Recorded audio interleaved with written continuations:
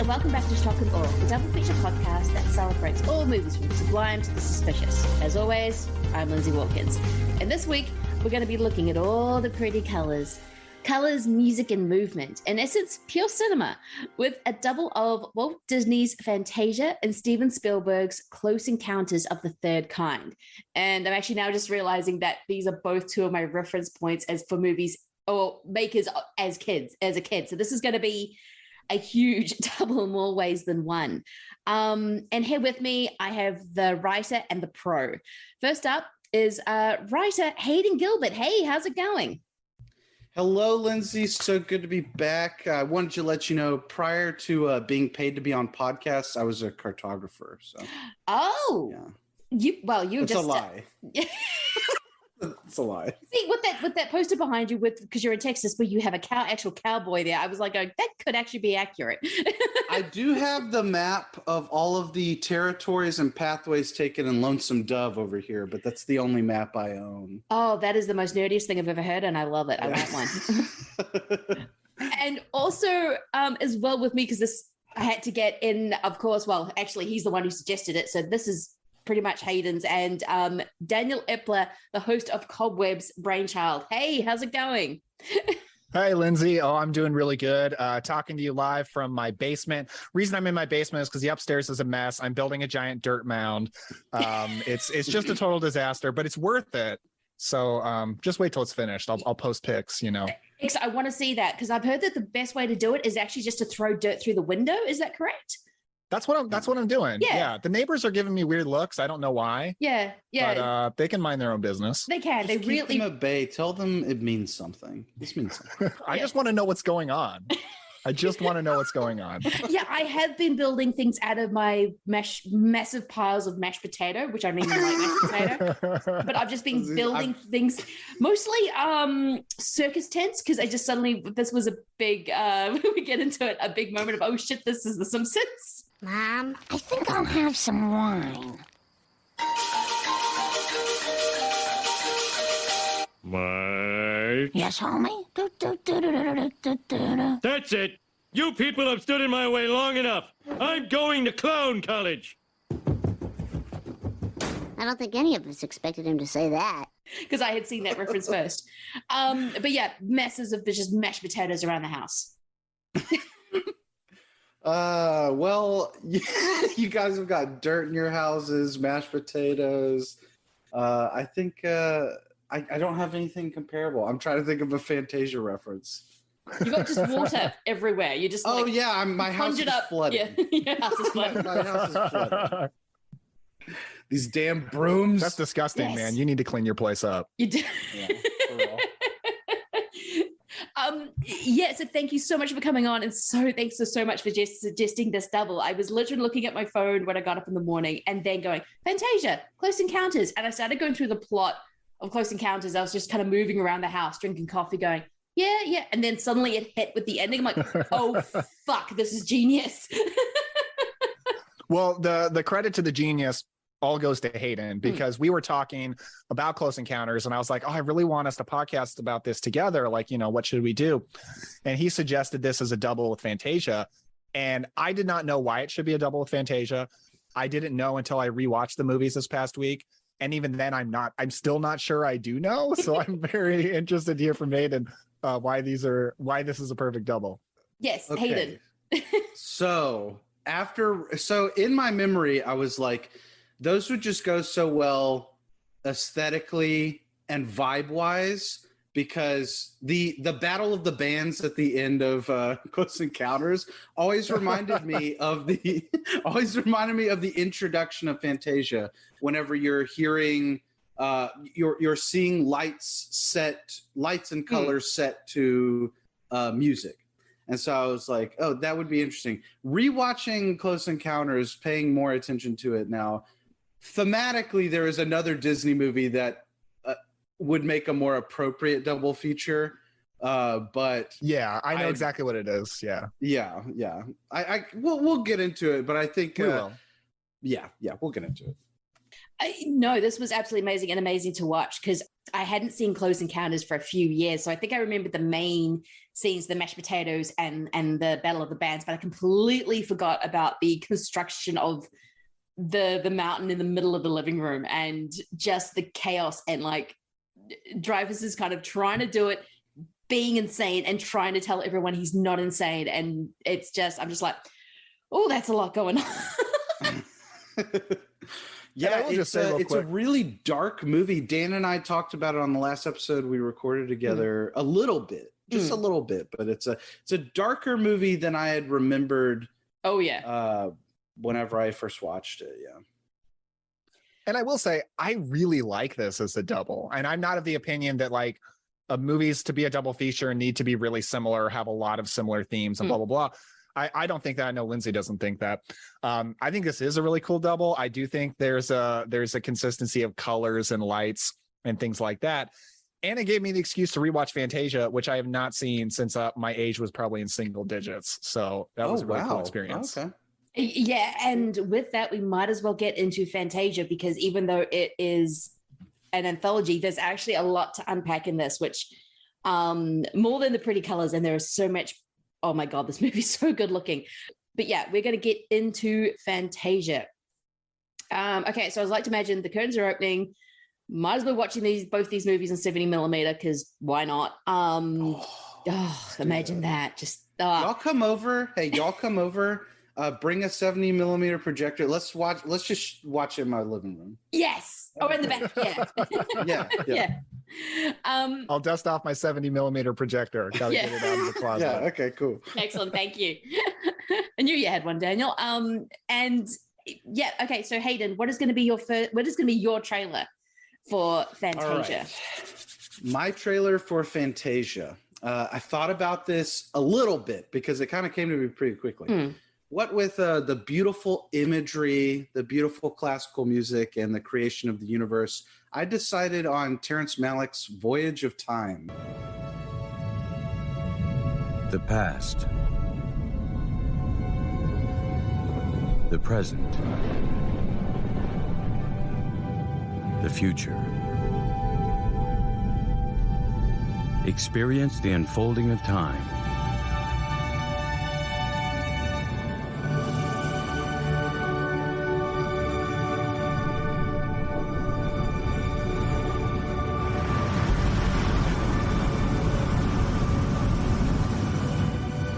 The universe. Billions of years in the making. I have not seen this, but this makes sense. Tell us. Voyage of Time. Okay. So the Voyage of Time, from what I understand, is very, very weird and ethereal release, fitting for a Terrence Malick documentary that everyone's already forgotten. So in the middle of Tree of Life, there is a set piece where it shows the creation of the universe and the evolution of humanity, other life forms on Earth, and the birth of grace and the way of nature, and all these things that are thematically relevant to the film.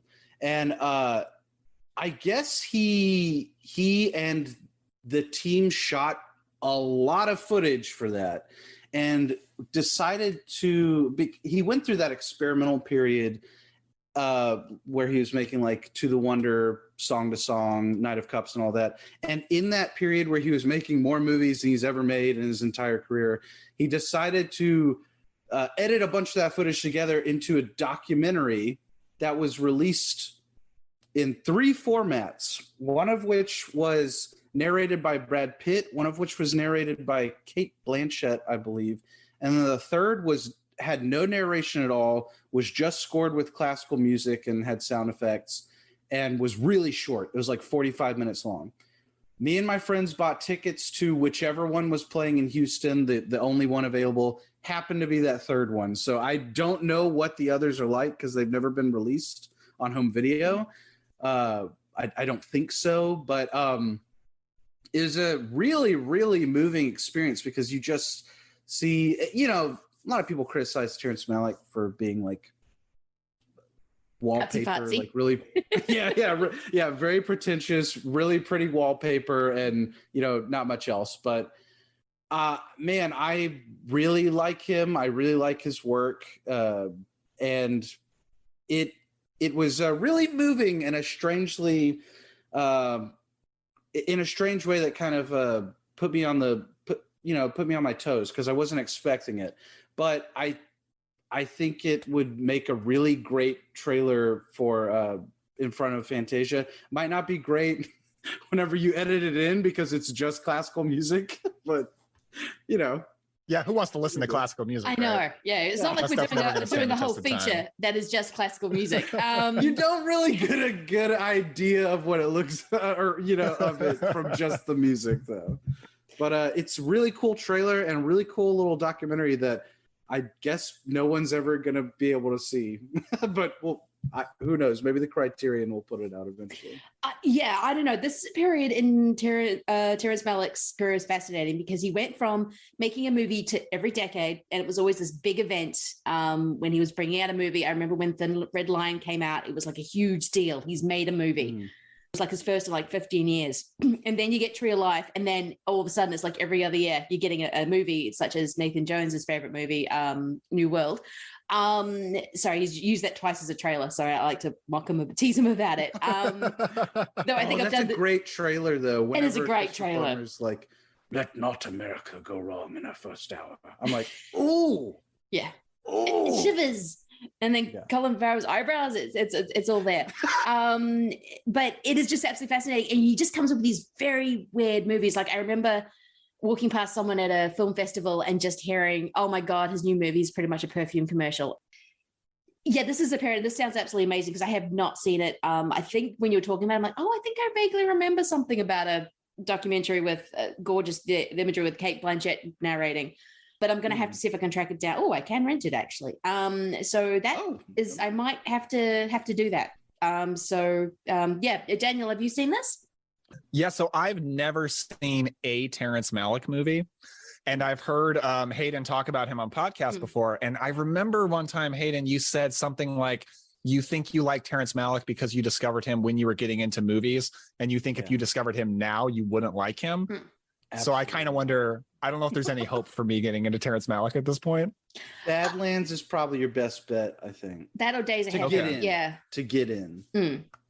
Yeah, Badlands is way more narrative and very good, but Days of Heaven is kind of incredible. But yeah, if you went to his later stuff, it would be, oh boy. As our mutual friend Mark Warner puts it, Badlands is like a movie, I like those. Yeah. Is Badlands Martin Sheen or Dennis Hopper? Yes. Martin Sheen is okay. Sissy Spacek, yeah. Okay. Cool. And Terrence Malick gives himself a little cameo in it. It's very funny because it's like the only footage of him that exists ever. He's such a recluse. Oh, he doesn't like do interviews or anything like that? He doesn't do anything. No. Like, I think there's cell phone footage of him dancing at a bar outside, like in Green, Texas, and that's like it. It's like that's also the only footage of me. Oh, oh, you were there. You were dancing with him. No, I remember my dad renting, it was the same Christmas that we watched Boogie Nights. So this was not a great double feature, especially for a 17-year-old. Oh, whoa. On Christmas Day, we watched Boogie Nights with the family, and then it was Thin Red Line. What? Hold on. You watched Boogie Nights with your family on Christmas? Okay, my dad would get this because it was one of the few times he got off a year. So he would just get whatever the best of list rented from the video store, whatever year. And so, of course, would have been 98 or something. Would have had Boogie Nights and also Thin Red Line. And we had this kind of Christmas was at our house this year. And so people were coming and going. And I just had this vivid memory of walking in and out of the room because I did not want to sit down to watch Boogie Nights, even though I was kind of going, people having, it was, the porn movie. And my brother mocking me constantly every single time I'd walk out. And my nana loving it. And then all of a sudden Dad goes, okay, next up, I'm going to watch. It was never planned. It was just whatever he wanted to watch. I'm going to watch Thin Red Line. And that's when everyone just went, I'm out. This movie's boring. Right. And it was a lot of looking out in distances kind of thing. I remember I'm like, I need to go back and actually revisit it to give it another chance because the cast is insane. It has everyone who was around in 98.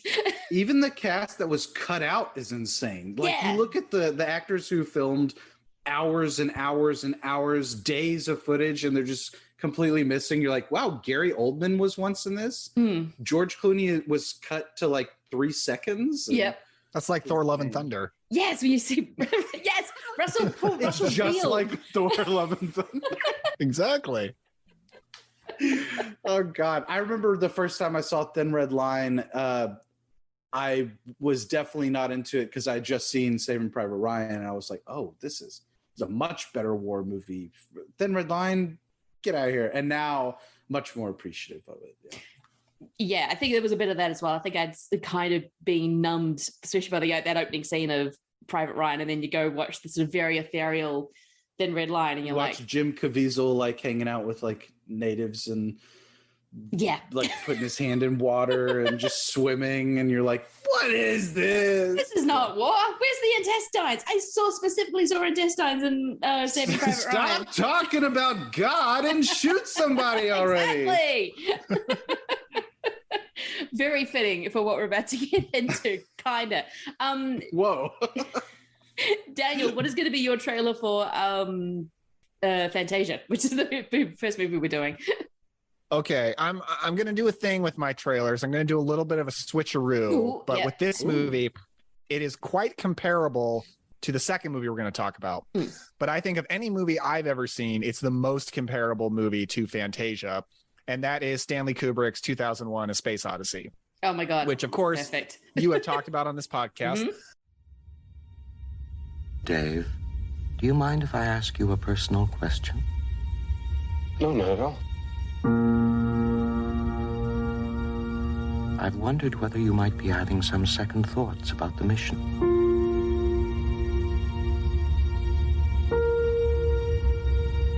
How do you mean? Rumors about something being dug up on the moon. I never gave these stories much credence, but particularly in view of some of the other things that have happened, I find them difficult to put out of my mind.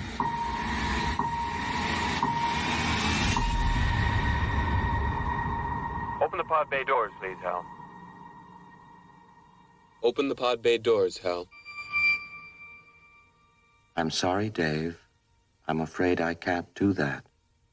That's like the sci-fi movie that seems like the perfect double feature pick with Fantasia, but I don't actually think it would be, because I think you would get exhausted if you watched Fantasia back to back with 2001. Because they're both these anthology movies that involve the creation of the universe. Fantasia, it starts much earlier, and then in 2001 it starts with apes finding tools, and they're very focused on imagery and colors and beauty and such. And I've seen 2001: A Space Odyssey once. It was a great experience. I really just kind of gave myself over to its mood and its feeling. It's not a movie I expect to rewatch again, at least not for a very long time, because I just think it's that kind of movie. It's not a movie you should try to rewatch very often. But I just think it'll be interesting because it hints at what we're going to watch with the next movie, but it's still a very comparable movie to the one we're about to watch now. No, I love that as a trailer. And I think you're right. This is 2001 is definitely not a movie that you should have on regular rotation. The next time I see it, I'm going to try and see it in a theater so I can make myself concentrate on everything without me just like getting my old issues with Kubrick sort of back. But it is a gorgeous movie. It is so just the way Kubrick manages to get everything sort of slow and beautiful, almost like the ballet. Because when you get the Blue Danube that plays when the ship is spinning, it's one of the most beautiful scenes I've ever seen, and technically, professionally, and beautiful. And I think that is an absolutely perfect, because I did try to see it in a trailer once because it was 2001. Unfortunately, me and my friends thought it would be a good idea to smoke a certain thing before we went and saw it, and we all fell asleep. So don't do that. Don't think it's a good idea to get stoned and go watch 2001 because you will fall asleep. Oh god. Because it's such a lullaby. It's a lullaby. I don't have a lot of experience getting stoned, but I do have a lot of experience getting drunk. And you think like getting drunk and watch a movie would be so fun. Exactly. In reality, it makes you tired and then you want to sleep. It depends on the movie. It depends on the movie. And what stage it's of the phenomenon by Argento. I'm just saying it's a great experience. I literally just bought this Blu-ray, so I have it right here on my desk. Perfect. Go get the Creepers cut. I've never seen Creepers before, so I had to get the Blu-ray. Oh, I've never seen Creepers either, and I need to get a copy because I know even some of the other ones, like Arrow has the Creepers on there. I'm like, need to see Creepers. Yeah. Creepers is good for a party setting or like a marathon setting because it's a lot shorter. They cut out some really cool effects though, and I'm not expecting it to be as good. Right. And I think whenever, because all of Argento's director's cuts are kind of languid, but with that, the ending is just more insane. Creepers is like a lot of insane stuff in a shortened amount of time, so the ending doesn't hit quite as crazy, but yeah. But 2001. 2001. I was the annoying. I love 2001. Great pick. Because both these movies are the tagline, the ultimate trip. You're just like, whoa. Yeah, you're gonna be mind blown when you're watching them. But like, I was the annoying kid in high school who was like, I'm all about. Like, I discovered myself as a movie fan in high school, and I was like, oh, I'm gonna be the artsy guy who makes all my friends watch Stanley Kubrick. And so I have really cringy memories of me forcing my friends to watch 2001 stuff like that at like a party. I'm like, oh no. I'm just like, oh my god, what are you idiot? But should have put on Creepers. Yes, for real. I've fallen out of love with Kubrick as one of the guys, one of my favorite directors or whatever. I wouldn't consider him that anymore. But there are some of his movies I cannot deny, and 2001 definitely holds a special place for me. That's a perfect combo, and I wouldn't have thought of it off the top of my head. No, neither would I. It is a brilliant combo. And yeah, I've never quite clicked with Kubrick except when it's The Shining or Dr. Strangelove. But it's I think because every time I watch him, he's just pure technique. That I don't necessarily get the emotion I want out from him. Even The Shining and Strangelove, which I love, but I'm getting something else from those movies. Mostly anger from The Shining, which I think is an interesting thing. Every time you get emotion from Kubrick, it's usually anger. But no, I love that. Yeah. I have a very lukewarm take on Kubrick, where like, I like him. I don't love him. He's not one of my favorites. I don't have anything against him. I just think his movies are pretty, as Mark or Hayden might say, I think his movies are pretty cool, baby. Acceptable. Very acceptable. Well, speaking of Argento, my trailer for Fantasia, I am going for his Suspiria.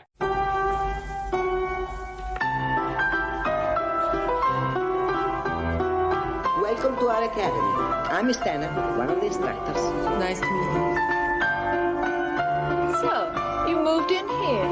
I really didn't want to. I bet we'll do nicely together. I think you're sweet. Even if I have the name of a snake? Yeah, tell me you have to give me $50 a week. Yeah. In advance. How'd you like it at August? It's nice. Well, what is it? I just wanted to talk to you about some of the things that have been happening here lately. It's useless to try and explain it to you. You wouldn't understand. It all seems so absurd, so fantastic. All I can do is get away from it as soon as possible. I thought of this, which is why it's so funny that we talked about Argento. I thought about the same thing. Sorry, go ahead. I did have another trailer. I thought someone's going to freaking pick Suspiria, so I better have a backup. No, it is purely the pretty colors. I love the fact that I'm putting something with Goblin before we get to the abuse of this amazing classical music. And also, there is something very old about Suspiria. Actually, there's a lot of things. Dario Argento made these kind of very old feeling movies, especially when he was in his Suspiria phenomena, Inferno kind of pocket. These are all kind of things that are kind of hidden away, and this people discovering these very old things. I mean, I could have gone Inferno is for that underwater scene alone, but no, Suspiria has my heart. It has had my heart since I first saw it. So yeah, I'm going Suspiria. And it's got the dance connection. Exactly, so the ballet. Yep. And Daria Nicolodi. Yeah. And Daria Nicolodi, like infused, because she came up with the story. She did. Yeah. It's very like it's heavy on the sorcery and everything. That's a great pick for this. Yeah, such a great movie. So my wife and I recently made plans to take a little vacation to Pennsylvania, which we'd never been to before. I've never been to before. And we plan to go to the Mahoning Drive-In, which is like the most cinephile drive-in in America, because they only show old movies on 35 millimeter film. And we're going to be there when they're doing an Argento marathon. Oh, wow. So they're showing Suspiria, Inferno, and Opera. And I'm so excited. So like out of my excitement, I just rewatched Phenomena and had like such a phenomenal experience watching that I'm like fighting myself to not go on a crazy Argento binge now, because I'm not going until next month. I'm like, I got to spread out the Argento hype before we get there. Yeah. But yeah, I love Suspiria. It's funny that we both thought of this because it seems so out of the box, but Fantasia just, it has so many different moods that you could go a zillion different ways. I mean, I'm shocked that Hayden didn't pick the Nicolas Cage masterpiece, The Sorcerer's Apprentice, as the trailer, but Suspiria's got that creepiness that Fantasia has. Oh, I'm sure you are, Hayden. I'm sure you are. Jay Baruchel just has my heart. Love it when that Jay Baruchel gets the girl. Yeah.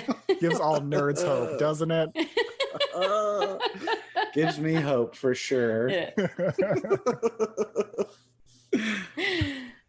That is a crazy, weird trilogy of trailers we have before Fantasia. But yeah, are any children coming to see Fantasia? I love that the last one's going to be Suspiria. A bunch of children are going to be traumatized. I know. I kind of had this idea that I'm like, oh yeah, kids are probably going to come to this. I'm going to show them Suspiria, get them to Argento young. It's really crazy. And that trailer is scary as hell because I just watched the trailer because I was thinking about programming it. And I was like, I forgot about the trailer. I forgot that it's the one with the little skull, right? I think see that, and just the girl turns around with the crazy fucked up face and the knife laughing. Yes. And it's like the pure nightmare imagery. Yeah, because as we will get into with Fantasia. Well, that's what started. I was doing this Sorcerer's Apprentice with Mickey Mouse, and I happened to have dinner one night with Stokowski. Stokowski said, "Oh, I would love to conduct that for you," you know? Well, that led to not only doing this one little short subject, but it got us involved where I did all of Fantasia, and before I knew it, I ended up spending $400 and some odd thousand getting music with Stokowski. Well, we were just going a little bit beyond what they were getting in the art school, where they work with the static figure. We were dealing in motion, movement, the flow of movement, the flow of things, you know, action, reaction, all of that. That's about did it, you know.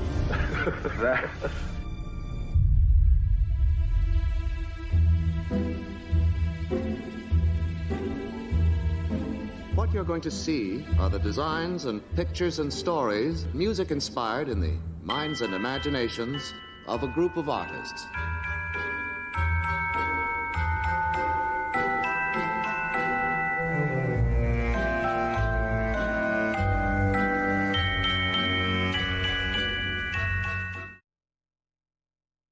The 40s, Walt Disney were famous for nightmare fuel. I mean, I still have memories of being absolutely terrified by what I was watching. Like very, very young, like with Snow White, I think. I must have seen Snow Pinocchio. White's a big one, yeah. Oh my God, Snow White is terrifying. It is just all nightmare imagery. I remember I must have seen Pinocchio when I was really young, because the whale and that Trent, when he's turning into the donkey, freaking what the hell? Well, I was going to ask before we get into Fantasia, not that we need to keep putting it off or anything, but how do y'all feel about Disney in general? Were y'all Disney kids? Are y'all Disney people? Well, since Disney is now our general overlord, I will say that yes. No, I was a big Disney kid. Like, I was asking my parents to go to Disneyland since I was 3. Got obsessive about those Disney movies I could get a hold of. The Disney Vault was the bane of my childhood because I knew there were movies I could not get. And for those who do not know what the Disney Vault is, they're doing a similar thing with Fox at the moment. Some Fox movies is where they would hide movies away to, I guess, to build up their value. So they would put, say, Fantasia away in the Disney Vault, and you could not rent it, buy it, or see it. And you'd only hear about it. And they did this, oh my God, the Pinocchio knockoffs I rented to see if they were the actual Disney ones hiding in the friggin' thing was insane. You mentioned that they're doing the Disney Vault with Fox, and I just imagine them in like 10 years are going to be like, the Diamond VHS edition of The Empty Man. Get it now. It's out of the Disney Vault. I mean, that one everyone will buy. Oh, yes. I would buy, hell yes. Absolutely. I would spend $150 on that clamshell. Thank you very much. Dude, I was such a big Disney kid growing up. I mean, I never went to the park. I never got to, I didn't wear the merch or anything, but I loved I loved the classical animated features. I was going through all of them in chronological order for like the last few years, but I got to the 3D features and I don't have the passion for those. So I've kind of just like fallen off of that. I don't blame you. I gave myself. Yeah. You don't want to hear The Rock sing in Moana? I mean, I like Moana, but like, I'm never in a mood to watch Bolt, you know? Like, I forgot Bolt. John Travolta. Yeah. Oh, shit. I got to that era. Oh, my God. Yeah, I got to that era of like Meet the Robinsons and Bolt, and I'm like, when do I? Oh, yeah, Meet the Robinsons. Modern animation is weird. Wait, that was a Disney. Oh, shit. I didn't realize it was Disney. Yeah, I wouldn't have guessed that. I like Disney. Oddly enough, when I was a little kid, the Disney movies I can remember loving the most were the really old ones, were Snow White, Pinocchio, and Fantasia. And then when I got a little bit older, Disney became like my little sister's thing, and they liked the Disney princesses, and I didn't like the Disney princesses because those are for girls, and I wanted to watch superhero stuff, which is funny because now Disney and superheroes are one and the same. They realized they needed to get you on the net, and so they bought all the superheroes. Exactly. That's little girl stuff. I want to watch Thor: Love and Thunder. God, don't get me started. But no, as an adult, I've really come to love the Disney princess movies. Like, they're great. Like, I'm a huge fan of Sleeping Beauty. I thought about programming that as a trailer. One of the most visually beautiful movies ever made. Oh my God, yeah. No, yeah, there was about sort of 5 movies that I just rented constantly. It was Sleeping Beauty, Lady and the Tramp, Alice in Wonderland, and there might have been, I can't remember what the other one was, but those 3 I know I watched on repeat a lot. Like, every single time I went to the video store, that was one of the movies I grabbed. I usually grabbed. And yeah, Sleeping Beauty is gorgeous. I know I actually did chance to go with my parents to Los Angeles, to the Anaheim Park. And I was 17, so I was trying to be a bit too cool for it. But as soon as I stepped in those gates and saw Donald Duck, I was 6 years old again. It's kind of a weird experience. I love Disneyland. Yeah. Love it. It turns you into a kid so quickly. Yeah. It's just sad because like a lot of my favorite ones that they don't get any, and especially now they don't give much representation of the classic stuff. Because like I was always about Mr. Toad and The Adventures of Mr. Toad and Ichabod. Hunchback, of course, they're not going to sell any Hunchback merch. Love Bambi, Little Mermaid. You know, it just like Little Mermaid, they have a bunch of merch for. Of course, yeah, yeah. There's a Little Mermaid ride. I always felt like Quasimodo growing up, and I was like, I'm not represented in any of these toys. Give me Quasi, and of course they had Quasi. Let me give you a tip though, man. If you do go to Disney, do not go to Florida. Go to California, because California has way more rides based around the old animated movies. And it feels like you're like going through the movie with animatronics and stuff. Orlando has way less of that stuff. Okay, cool. Thank you. Because I would have automatically thought to go to Florida for some reason rather. and you would have been sad. You would have been so disappointed. I would have been depressed. Do Standing in the middle of Star Wars or Avatar. When I was in California, they do. They don't have that in Florida, though.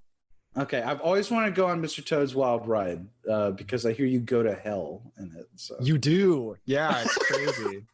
You do go to hell. It's great. No, as a practical joke, my dad goes, "Oh, you really want to go on It's a Small World ride?" I had that song stuck on my head for 3 weeks. I was not happy. I love that ride, though. It was just like by the 5th time it started playing, I'm just like sitting there looking at him going, I hate you so much right now. And he just had a small grin on his face going, oh, she hates this, right? I knew she would. I'm like, could have gone on Mr. Toad's Wild Ride. Instead, we're on goddamn freaking listen to The Small World for the 100th time. It's a good thing that song's not an earworm or anything. You know? No. At least it didn't drive you crazy. No, it was... Yeah, I do remember sort of the older rides. Like I remember going to, what was the famous roller coaster you were in the dark? Space Mountain. Space Mountain. Yeah, I remember kind of things like that and just really enjoying it. Disney's gone because it's so old and sort of started so long ago. Back in the old days of the 1920s, even you can kind of see their ups and downs. Like when I was sort of a kid, this is when Little Mermaid sort of blew up, and I remember going to see Oliver and Company and The Rescuers and The Great Mouse Detective. When Disney was in that really weird slump, they might go bankrupt. What are they doing? Like right before the Renaissance. Before the Renaissance. And then the Renaissance hit, and then they were just on top of the world because they made Little Mermaid, then they made Beauty and the Beast and Aladdin, and then Lion King was... The Lion King erased everything. Erased everything. Entire generation. Yeah. Exactly. It's just like there was no Disney before the Lion King. And I'm like, but I liked Oliver and Company. I had Billy Joel in it. In those little dead periods, there's a lot of like little gold hidden in there. Like like the 70s is just so weird. And when they're doing the weird live action stuff and they just did not know what they're doing, they're just grasping at straws. So you do get the black hole, which admittedly is kind of boring, but the cast is amazing.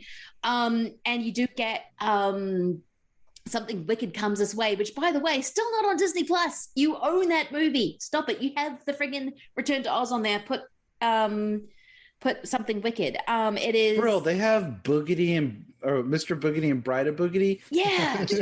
Put Something Wicked on there. Come on. It's not Watch in the Wood. It's not as disturbing or as nightmare fuel as Return to Oz. That movie destroyed me. I remember walking around a corner coming home and there was a guy on a unicycle and I thought it was a wheeler and I almost ran the other way. I was like, what the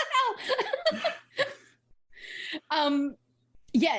Disney is kind of, everyone has grown up with a form of Disney, whether you weren't a big Disney kid or not. It knows how to, even when it was failing, it still knew how to make money. So it's kind of fascinating when we go back to something like Fantasia and you realize how experimental Walt Disney wanted to be. Yes. It wasn't, I mean, yes, he was like great corporate producer. He's won more Oscars than I think anyone else or something stupid like that. But when you watch Fantasia, you're like, oh, he wanted to revolutionize something. He actually really wanted to do something that was different and would make people go, oh, I didn't know you could do that. When was the first time, Dan, you said you were like in the single digits last time you saw this movie. How was this rewatch for you? Yeah, it was so interesting because if you asked me like, what do you remember about Fantasia before rewatching it, I would say, well, I know The Sorcerer's Apprentice, and I think there might be some kind of devil monster. And that's all I could have told you. And then rewatching this movie was so interesting because like every time anything happens, I'm like, oh, I remember this. I remember this image. Like it was all like coming back to me as I watched it. And I didn't even like realize how much I watched it when I was a kid until I rewatched it. And I realized how much it was in my brain. And it's interesting because I think if I hadn't rewatched it when I was a kid, I might question, could kids watch Fantasia? Because it's an incredibly strange movie, very strange structure. I think a lot of people nowadays could probably find it boring. But I just think like it sent me just down this mental rabbit hole of like how we treat kids' brains nowadays. And we don't trust them to like understand things. We don't trust them to be able to have decent attention spans. Because I had an interesting study in modern animation last night. I went to the drive-in and I saw a double feature of Minions: The Rise of Gru and DC League of Super Pets. And Minions: The Rise of Gru is not the worst thing in the world. It's better than Thor: Love and Thunder. Oh, wow. The movie feels like it's in fast motion. Like it feels like someone's got their hand on the remote and it's in fast forward. It's like the fastest, most sensory stimulating movie ever. And it feels like they're terrified that any child is going to watch it and ever be bored for a second. And that just makes me sad because like we gotta. Sorry, I've been talking for a long time. Go ahead, man. No. You're good. You finish what you're gonna say. Well, I was gonna say that it just makes me sad that we don't trust kids to be able to comprehend things that are bigger and deeper and slower, like Fantasia, when they can, because this is a movie that so many kids have grown up with.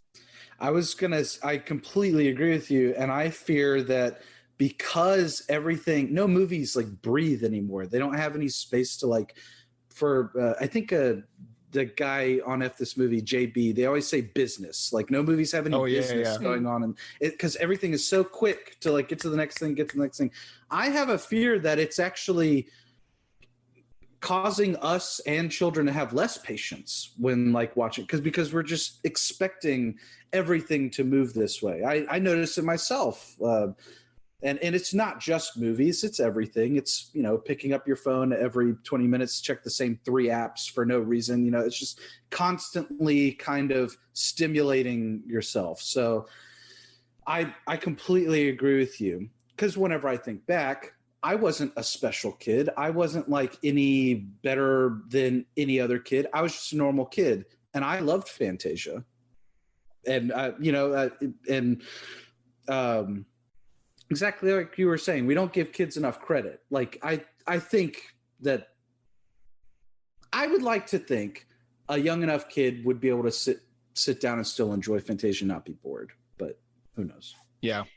Yeah, it depends on the kid because I think adults tend to decide what kids are going to like and what they aren't going to like. As you sort of said, they're by the sounds of it, because a lot of kids stuff at the moment is very quick paced. It's very bright. It's very colorful. It can't sort of let lulls happen because adults have decided, children aren't going to like Fantasia. It's too slow. And it's like, well, actually, if you just let a kid decide, they're going to decide what they like and what they don't like. Kids are usually pretty good at like going, nah, not interested, or, that I like.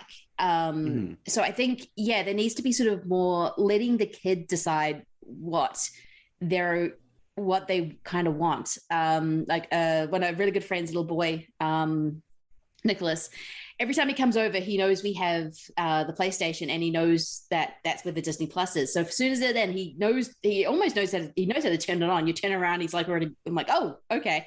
But he'll always put on a Pixar movie, which I'm like, good boy. But he loves them. And Pixar is still a kind of, even though again Disney owned, but they still kind of allow space in between the action sometimes to let you get to know characters, to let you know what things are happening.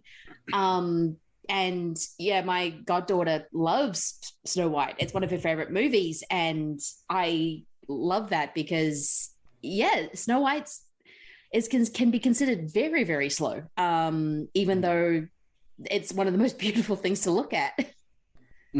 I find it, you brought up, Lindsay, earlier that like he was wanting to create art with Fantasia, Walt Disney, because it was so interesting watching these early movies in chronological order, noticing patterns, noticing the studio the studio like evolving, and then seeing these sad lulls. Like they were on such a rise that like a lot of the movies weren't making any money, but they were still giving themselves the opportunity to experiment, to do something different until World War II happened and they had to start making like low budget kind of features to, I didn't do my research. I don't know all the ins and outs of that. I just know it severely affected. World War II is when the artists got together and unionized as well, which is very important because Disney was not a fan of unions because he wanted to pay very talented artists very little money to do what they did. Right. And also a big chunk of his artists left to go fight. And his animation things were factories. They were like the Ford company. You'd have people doing this, and this, and it'd all come together, and then they would do this kind of thing. So he was as much a businessman as he was an artist. But yeah, World War II is when you really start noticing, oh, now they have budgets. Now things are sort of, there's a definite switch.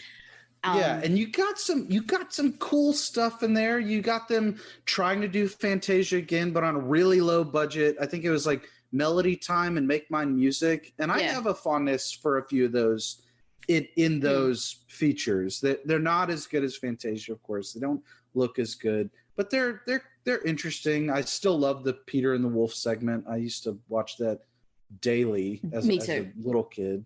But like towards the end of that period, you got Mr. Toad and Ichabod, and that's my favorite Disney movie. And then immediately after that, the greatest thing. Yeah, exactly.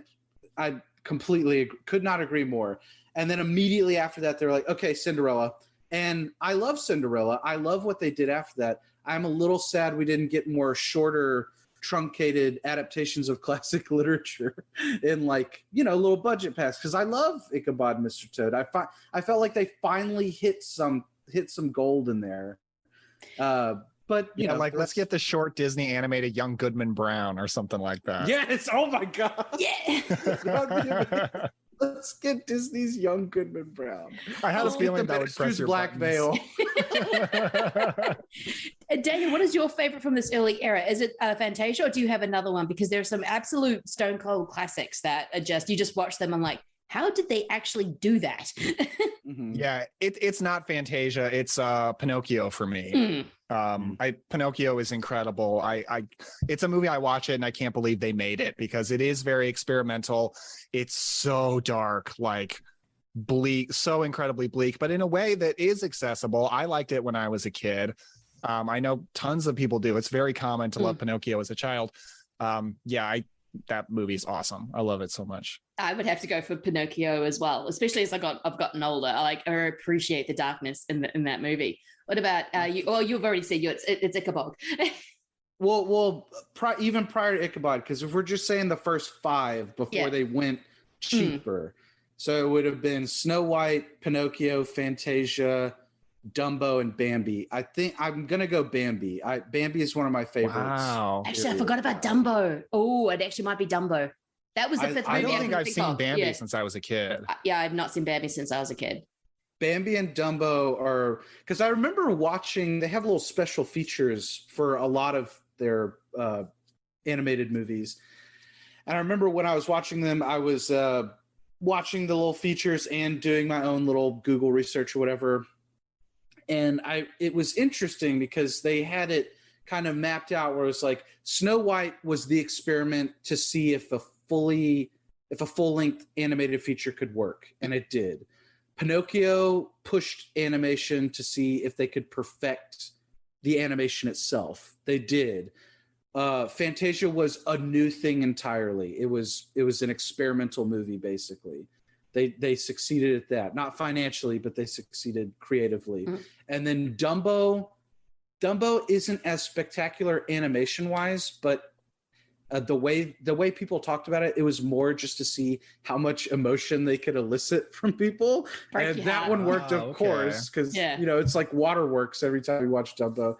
And then Bambi to me was like the culmination of all those things, because I think Bambi is one of the most beautiful movies ever made. It's amazing. Yeah. And it's amazing because they did get pushback on a few of those movies. I know Bambi got pushback from the hunters groups who would stop making things we hunt.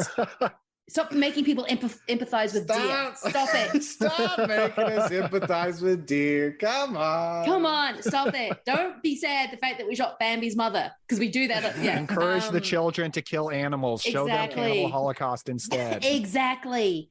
I know that. I know creationists had this has been before they got made. They just knew that they might have pushback from Fantasia, because it was about the Big Bang. It is about it's about evolution. It's about all these kind of tricky things as we're about to get into. Not tricky, but just it's 1939, 1940. It's so crazy to hear that band instructor just with no walking back anything, just being like, science tells us that this happened, and so we're going to show you that, with no like some people believe or what, Yeah. you know, like nowadays everything has to be couched as to allegedly, not, like, yeah, as to not like upset any group or whatever. It's like, I'm sorry, I sound like Bill Maher or something. But like, I do not want to sound like Bill Maher. You're not as douchey as Bill Maher. It was so crazy to hear, like, because this was 1930. What year was it? It came out 1940, and they would have been working on it for a good 3 or 4 years beforehand. Yeah. Okay, right. 1940. The instructor's just like, just so frank about it, and it's like, all right, now let's get on with it. And I don't know why that took me aback as much as it did, but it did for me too. Because when I saw that, I knew, okay, my parents never paid attention to this movie. Yeah. Because this movie hit so many things that my parents that would have made them not let me see it. Evolution is one. Female nudity, Greek gods, so horny, the that devil. scene. There is so much stuff that Christians would not be okay with. And I'm like, wow, like I watched this several times as a kid. My parents were not paying attention, clearly. My parents were lax Baptists, and they were like, I feel like nudity was fine as long as it's like Greek gods, because like they're always naked. It's mythology, whatever. Although they let me watch that, I think my parents were just very lax. But I see where you're coming from, because like clearly the parents weren't always watching these things. Yeah, because Daniel, you have said before that there were certain movies you could not watch as a kid, as you were just sort of saying before. But yeah, this has got some really big themes that you don't always notice as a kid. Like my parents are very lax Presbyterian, and I had an older brother and sister. So if I'm looking at naked nymphs, they're just like, oh, she's seen worse with her brother and sister. It's fine. And but you sort of, because it starts off really quiet, because the first thing is that you just have almost color floating through the screen, and you get the introduction of what this is going to be. You get introduced to the conductor, and it's just block color. It's like, here's the beginning. There was just primary colors, and then you sort of start and then it's, so I did have all the segments written down, because this is the first anthology I've ever done. And it's sort of starts with that Toccia and Fugue D minor. And it's just, you're just watching very simple animation. But it's so beautiful. Mm-hmm. One of my favorite things about early animation, like even going through to Looney Tunes, because Looney Tunes was hugely foundational to me. Oh, me too. I love that sound effects were always scored. They were always instruments. And this takes that to such an artistic, like, such an artistic length. You know, it's like, I wrote it down in my notes, and of course I'm fumbling right now, but I don't know, in place of Foley or sound effects, just like visualizing music is so, they do it in such an artful way here. I don't know, I love that. And to me, there are a few things more exciting to me than listening to an orchestra tune up. I don't know why, it always gets me pumped. It does. It's just like, I love that too. It's the greatest vibe setter for the beginning of this movie. Yeah. Actually, Daniel, do you have a favorite segment out of Fantasia? That's a tough call. See, when it comes to the segments, I don't love this movie across the board. I love 4 segments, and then there's one segment I don't really care for, and then the rest of them I'm kind of fine with. So those 4 segments are like almost tied. But I am who I am. I can't change. I gotta go with Night at Bald Mountain. Oh, yeah. Because it's that spooky shit shot directly into my veins, and how can I not go with that? It's Halloween, dude. It's Walpurgis Knot. I never knew that until this rewatch. I was like, Disney was amazing at giving us like great animated Halloween vibes between this and The Legend of Sleepy Hollow. Like that's like the perfect thing to watch on Halloween night. This is like Haxan. Yeah, it like is. I mean, Disney's there's a way the ghosts and the skeletons look like collage when they're sort of floating around. It looks incredible. Yeah, that would be mine. And I love big, dramatic classical music pieces, like, because a lot of it is very pastoral, like very pretty, except maybe like the Nutcracker Suite, which is probably the most problematic out of all of them, because you do get like, let's look at the nations of the world, and like, oh no, please don't. I remember at the beginning because Disney Plus throws up the trigger warnings at the beginning of their early movies and everything, and I was like, I was trying to remember. I was like, what are they talking about? Like, what offensive stereotypes are in this? I don't remember any, unless they're talking about like the nudity or something in the pastoral segment, and then it doesn't open, but it quickly gets to the Nutcracker suite, and I was like, oh, oh, okay. I mean, okay, in terms of even what they do in Dumbo or Lady and the Tramp, it's not the worst thing they've ever done, but it's like, it's not what makes the red man red from Peter Pan. Exactly. For sure. That's the worst, I think. That one and Song in the South, probably. Which I've never watched. Song in the South. I did. I was a kid. I don't know how I saw these early ones, but I know I have a vivid memory of watching Song of the South with my grandfather. And my uncle showed me. And I'm just like going, how did I even watch that? And yeah, there's a reason why you do not see Song of the South around. It's an interesting time capsule. Yeah. I've never even looked into it. I just know it's offensive. I feel like I can imagine why, but I've never dug into it.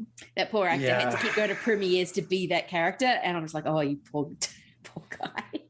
Jesus. It's a whole thing. But Fantasia. My favorite segment is definitely Night on Bald Mountain. The dinosaur is close though, because the dinosaur segment gave me more so than Chernobog in Night on Bald Mountain. The dinosaurs scared me more than almost anything whenever I was young. Just the way they're animated, their faces are filled with such menace. They're just horror and pain and misery. And the music is so creepy in that segment too. That kind of feels when the movie kind of really kicks into another gear, because before that you have the Nutcracker suit, you have the Sorcerer Apprentice. I actually kind of love every single time I watch it. Just those friggin' brooms just sort of marching along. It just never ending, and it's kind of got some very interesting sort of imagery when you sort of look back on it. But the dinosaur scene is just like this kind of big boom, and it's like, oh, this is how the world started. This was the world. It wasn't. It's before mythology. It's before everything else, and it was just brutal. And that music is really creepy. I mean, I love the volcanoes. The fact that you're always looking up at the dinosaurs, the fact that it starts with the Big Bang, I think is fantastic. And you just go down on Earth. It's epic. Such a perfect marriage of music and what they visualize, because some of it doesn't work for me. I don't get why they just didn't do a Nutcracker. I guess they wanted to break convention and they didn't want to animate a King Rat or in the Nutcracker stuff. They were like, let's do some sexy little fish and some mushroom guys or whatever instead. So some of that doesn't work for me. But the Rites of Spring is perfect because that music sounds so primordial and eerie. I love it. Yeah. Yeah, I love that segment too, because of my background and the fact that I was homeschooled for almost all of my young schooling. I didn't really learn about evolution until college. I just learned the Christian version of telling you about evolution. So I didn't like the version that sounds ridiculous. And then when I learned about it in college, I found it so fascinating. And I'm not under the impression Fantasia is 100% accurate or whatever. I'm sure it's not. But I find the evolution version of the creation of the world so beautiful and more inspiring than the Christian version, because the Christian version to me is just oh, there's a God and he snapped his fingers and now there's the world, and I'm like, oh, okay, that's cool. He took the evolution but the evolution version is so interesting. It says so much about just the adaptability of life, and I find it so beautiful in this movie. So that segment's way up there for me for sure. It's so interesting that you find it inspiring and I find it horrifying. I find that they kill a dinosaur, so it's pretty intense. Yeah. All of the little creatures crawling up out of the muck, though, like all of our ancestors, I'm like, ugh, gross. You know? Get off me! Vile creature. No, I think it's cool. I think it's cool. It is very cool. They're just like, they're so eerie to me the way they're animated. But I get what you're saying. I was gonna say like. Lindsay, whenever you mention like how experimental this is and how it is like capital A art, it's still funny to me that Disney, even from the beginning, could not get out of their own way. Because like the Night on Bald Mountain Ave Maria ending is one of the most beautiful things ever put to screen, in my opinion. Like, I mean, if I saw that in a movie theater, I would almost never want to see another movie in a movie theater ever again, because it'd be like nothing could live up to it, you know. But it's immediately preceded by the goofy hippos and the crocodiles and everything like dancing around, which is the segment I don't love. It's fun, care for it. But I will say that was my favorite segment as a kid, because I remember that segment used to get played because. Back in the day, children, we used to watch like Looney Tunes, like little short segments. So sometimes they would throw on a segment from Fantasia. Like when I watched it a couple of months ago for the first time in decades. I hung over lying on the couch watching Fantasia, and I'm like, wait, there's a dinosaur and like naked centaurs, and what? I don't remember any of this. So I don't know if I had only seen it like once as a kid, and then we'll just watch segments. But yeah, the hippos doing ballet with the ostriches was my favorite as a kid. It's not my favorite now, but I like it. There's something very Looney Tunes about it, kind of, right? But not quite enough to be Looney Tunes, because Looney Tunes was far more aesthetic and had such more of a bite. I like it. It's just so funny how it's sandwiched between it's sandwiched between two very mythic segments. Yes. Right. I forgot the Pastoral Symphony was right before it. That one, yeah. Well, it's kind of like the Sorcerer's Apprentice. I mean, that's sandwiched in between, if I remember correctly, the Nutcracker Suite and then the Rite of Spring, which is intense. And then you just have Mickey Mouse running around, controlling brooms and buckets of water. So I believe that's how. I'm sorry. Oh, sorry. That's how this whole thing started, was that they wanted to do Sorcerer's Apprentice, and it just ballooned into Fantasia because they spent far too much money on it or something like that, from what I read. Oh, I did not realize it all spawned from Sorcerer's Apprentice. That's interesting. Mickey Mouse was falling in favor, and the House of Mouse was like, we need to promote Mickey. I think Donald Duck and Goofy, were becoming more popular, which by rights, yes, because Donald Duck rules. Yeah. I was going to ask, like, do y'all like Mickey? Not that much. I'm a Goofy guy. He's got no drip. Like, I mean, Mickey's just like he's got no sauce. Like he's kind of a zero. Like, I mean, he's got the little laugh, but Donald's the funny one and Goofy is the funny one. And Mickey is never funny. No. He's the Ninja Turtle whose name I always forget. Not Raphael, Michelangelo, or Donatello. Leonardo. He is the Leonardo. Yeah, he's Leonardo. Yeah. But he doesn't even have a sword, Dan. I'm not saying he's as cool as Leonardo.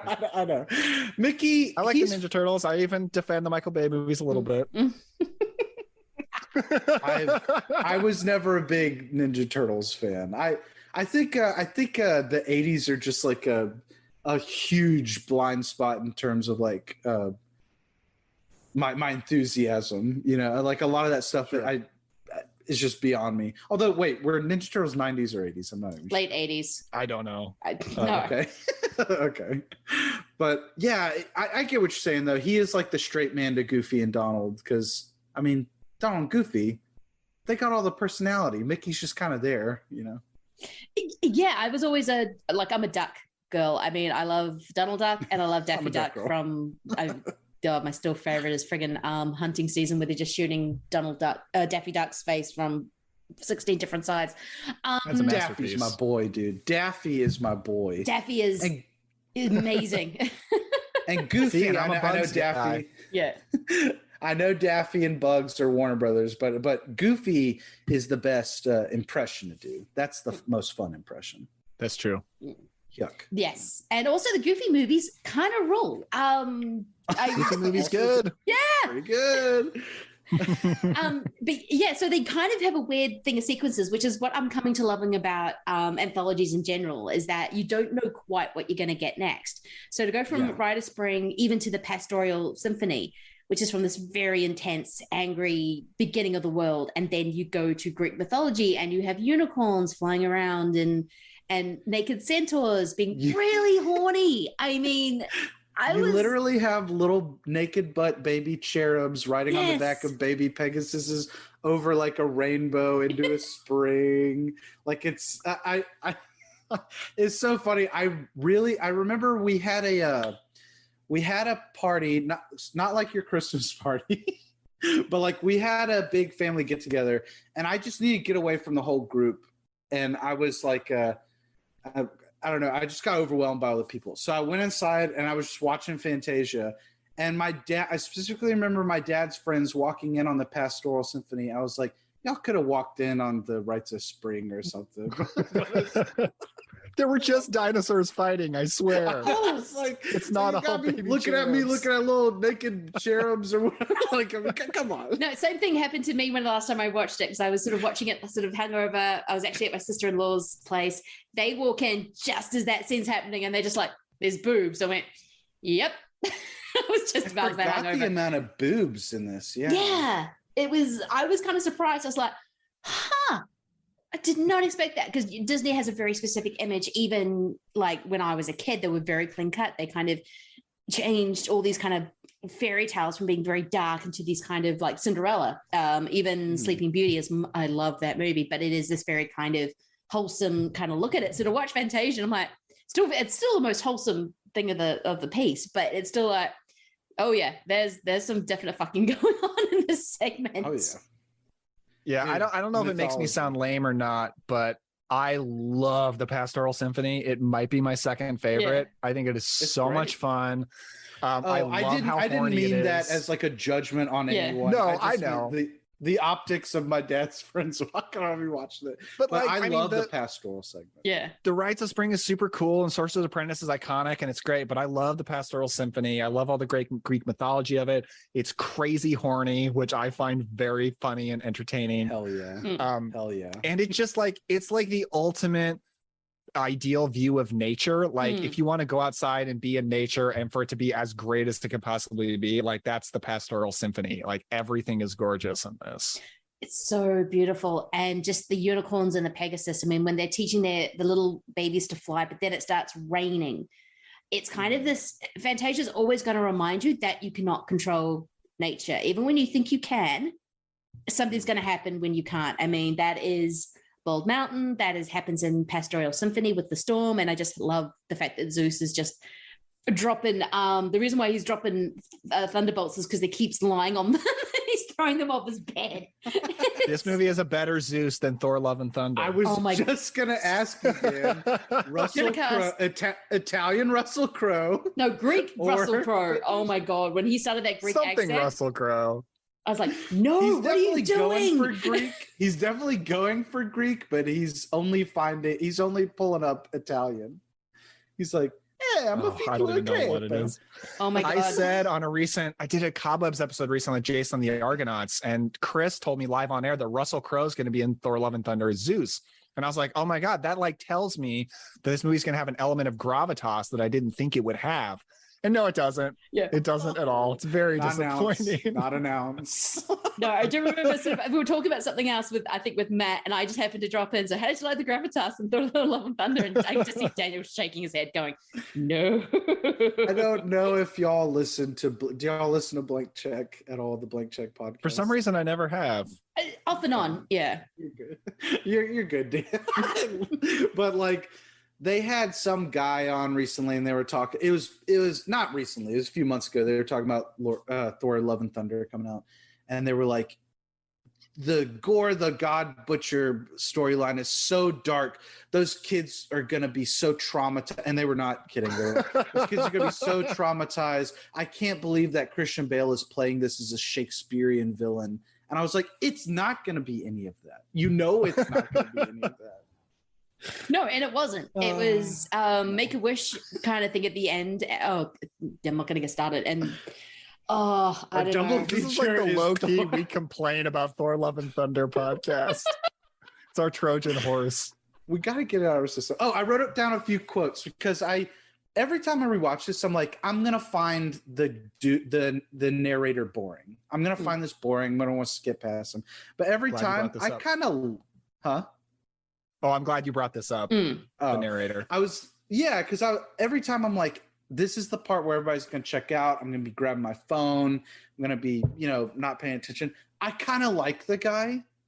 Now, and I even wrote down a few quotes that I really love. That he said, whenever he's introducing the rites of spring, he said he's talking about dinosaurs, and he's like, there were bullies and gangsters among them. I love that he described certain dinosaurs as bullies and gangsters. And then his introduction to Night on Bald Mountain is one of the greatest things I've ever heard. He said, one of the quotes in it is, musically and dramatically, we have here a picture of the struggle between the profane and the sacred. And I'm like, oh shit. That's gravitas, baby. Yeah, that is what Russell Crowe needed. No, that is I really like him. Like, I like that he's really we said before, he's very matter of fact. He's kind of not hiding how deep this movie wants to go. I mean, from the profane to the sacred, which is Bald Mountain. I mean, oh my God. When Ava Maria starts playing at the end, there's something like angelic about it. I don't know how to describe it. So beautiful. I got chills yesterday. Anything else you want to say about Fantasia? Oh, I'll just say I overall like the narrator too. The narrator I did not remember at all from childhood, so I blocked that out. Just the way he's filmed in the colors is very odd. It doesn't look like anything else in the 1940s. I overall like it. I think the intermission part is a bit much, where he introduces intermission, you slowly watch them walk all away, then it fades to black, then you slowly watch them walk all back. I understand it works better in a theater, but at home I was like, oh my God, this is taking forever to get to the next segment. But overall, I'm cool with the narrator. I would agree. I just think the silhouettes and the color and that is so beautiful that it just adds for me. No, you're right. They do Great shuffle. colors. They do shuffle. But I do like the kind of the illusion that they're actually putting on a live show. And which is why I think you're right. It would work better it would work better in a theater, because that's how it would go if they're walking in an off stage. And the fact that Mickey Mouse does come up to the composer and they have a little chat, I think is always adorable. I did not. That is cute. Yeah, it's just cute. It's just like, I don't like you, Mickey. Well, I don't have any feelings for you, Mickey, but he sucked, dude, but you kind of cool. Yeah, he does suck. Yeah. I was sorry, gonna House of ask, Mouse. did y'all ever see Fantasia 2000? No.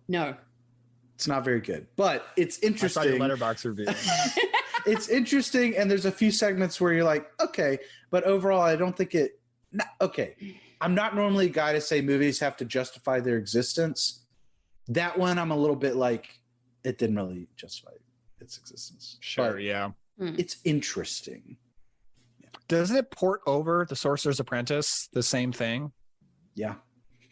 Yeah, it's so interesting. Very strange.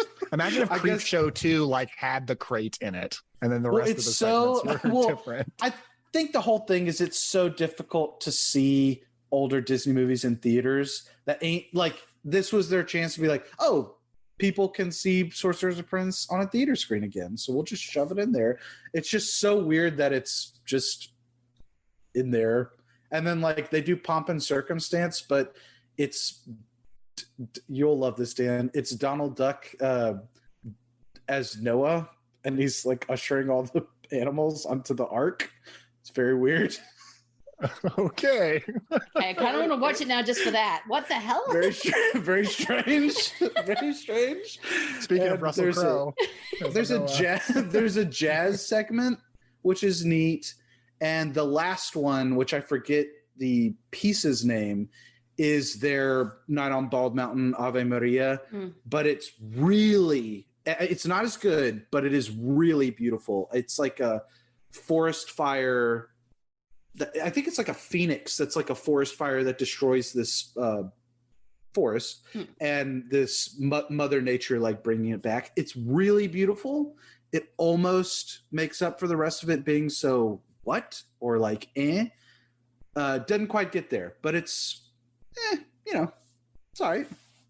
Yeah, I know. Yeah, I know Disney won't do that because Thor: Love and Thunder has to play in all the theaters. But I would love if they started doing their. Oh, we're gonna show. We're gonna tour around Sleeping Beauty, or we're gonna Dumbo. Though playing widescreen Dumbo may not be a good idea. Just open some Disney theaters and like. Just they're already doing that. They're already doing that. Didn't they buy some theaters? Wouldn't surprise me. It does make me sad that a lot of theaters, like one near me, they do like early Saturday morning free kids movie screenings for kids, but they're always like movies that have come out like in the last 2 years. Right. So it's like, well, these kids could have probably seen this in a theater anyway, like a couple of years ago. It would be cool if they showed stuff like Fantasia or Pinocchio or something like that. Yeah, but that's always me being an old man. Like, I want more old movies at the theater. I worked at a theater. It's very difficult to get older. I think it's nearly impossible to get older Disney movies to screen. I'm sure it is. Yeah, that makes sense. It's like, no, you can watch it on Disney Plus. Makes sense. Yeah, it makes sense only because they're like overlords and they're evil. It shouldn't make sense. They should show them like every few years because I know they used to. That was always the joy of it. It was like, oh, they're gonna do, because I have a vivid memory of going to see Snow White. Terrified the living snot out of me. I was on my literally curled up on my older sister's lap, going, I do not like that queen. But it's but yeah, I kind of wish they did it again, because I think it kind of, again, it introduces kids to something they're not used to seeing, because even say back in the mid 80s, even Disney was in a completely different place and they weren't making anything like Snow White. So just to have that kind of thing, but now I guess kids can go onto Disney Plus and just click on something and go, oh, this is Sleeping Beauty. What's this? Or The Rescuers, or even Snow White. But there's something, I don't know. This is the old woman in me going, back in my day. Right. Well, this kind of leads me to a question I wanted to ask you guys. Do you think Disney can ever be ruined for you? Like, can they ever just get so bad as a company that you just kind of write them off and you don't want anything to do with anything Disney anymore? Right. They are for me in terms of like company and almost brand wise. I don't care for them at all anymore. The old movies, they could never like, nothing would ever take away my love for the old movies, because at this point it's almost like a separate entity in my mind. I think I'm with Hayden. I think I've purposely gone old movies over here, Disney over here. And I keep supporting them, even though because I owe Disney Plus, I will still go, God damn it, I think I'm over Marvel. Then I got to see that Black Panther Wakanda Forever trailer. I'm like, God damn it, stop pulling me back in. Never thought I would ever say this, but that looks really good. But Marvel is amazing at making trailers, though. Yes. Every Marvel trailer looks good. Yes, because I've been... sorry. I don't know. Wakanda Forever looks amazing, and it's going to make me cry, and I just hope that they do. I think it's going to be I've heard it's like a wake for Chadwick Boseman. I hope it is. But it is... but I have been so burned out by Marvel and by Disney, and then they'll make a trailer. I'm going, fucking hell, I'm going to go see that, aren't I? But I do think I keep the older movies in a separate bracket, even though I know that even Walt Disney was shady as all hell. That's always been in the DNA of the company. Right. But I've always sort of kept them in two different places in my brain, like Hayden said. What about you, Daniel?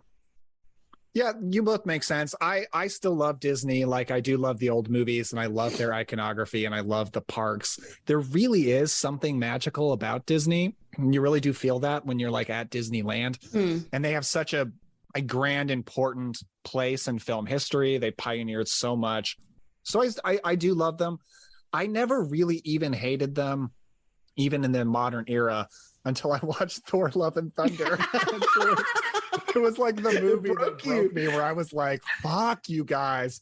Because it made me so mad, because they have like unlimited resources and they can do anything. And they choose to make the laziest movie I've seen all year. No, it's and I got so mad at them. Oh, I've been getting so annoyed at like I've been putting an extra star on my Letterboxd, or a couple extra stars how I feel about sort of the latest Marvel movies and some of that, because I'm just like, oh, I am so tired of the green screen. I think it's probably why I liked Eternals as much as I did, because I'm like, oh, they're actually in a field. Like I can see an actual tree over there. I loved Eternals because of the characters. Yeah.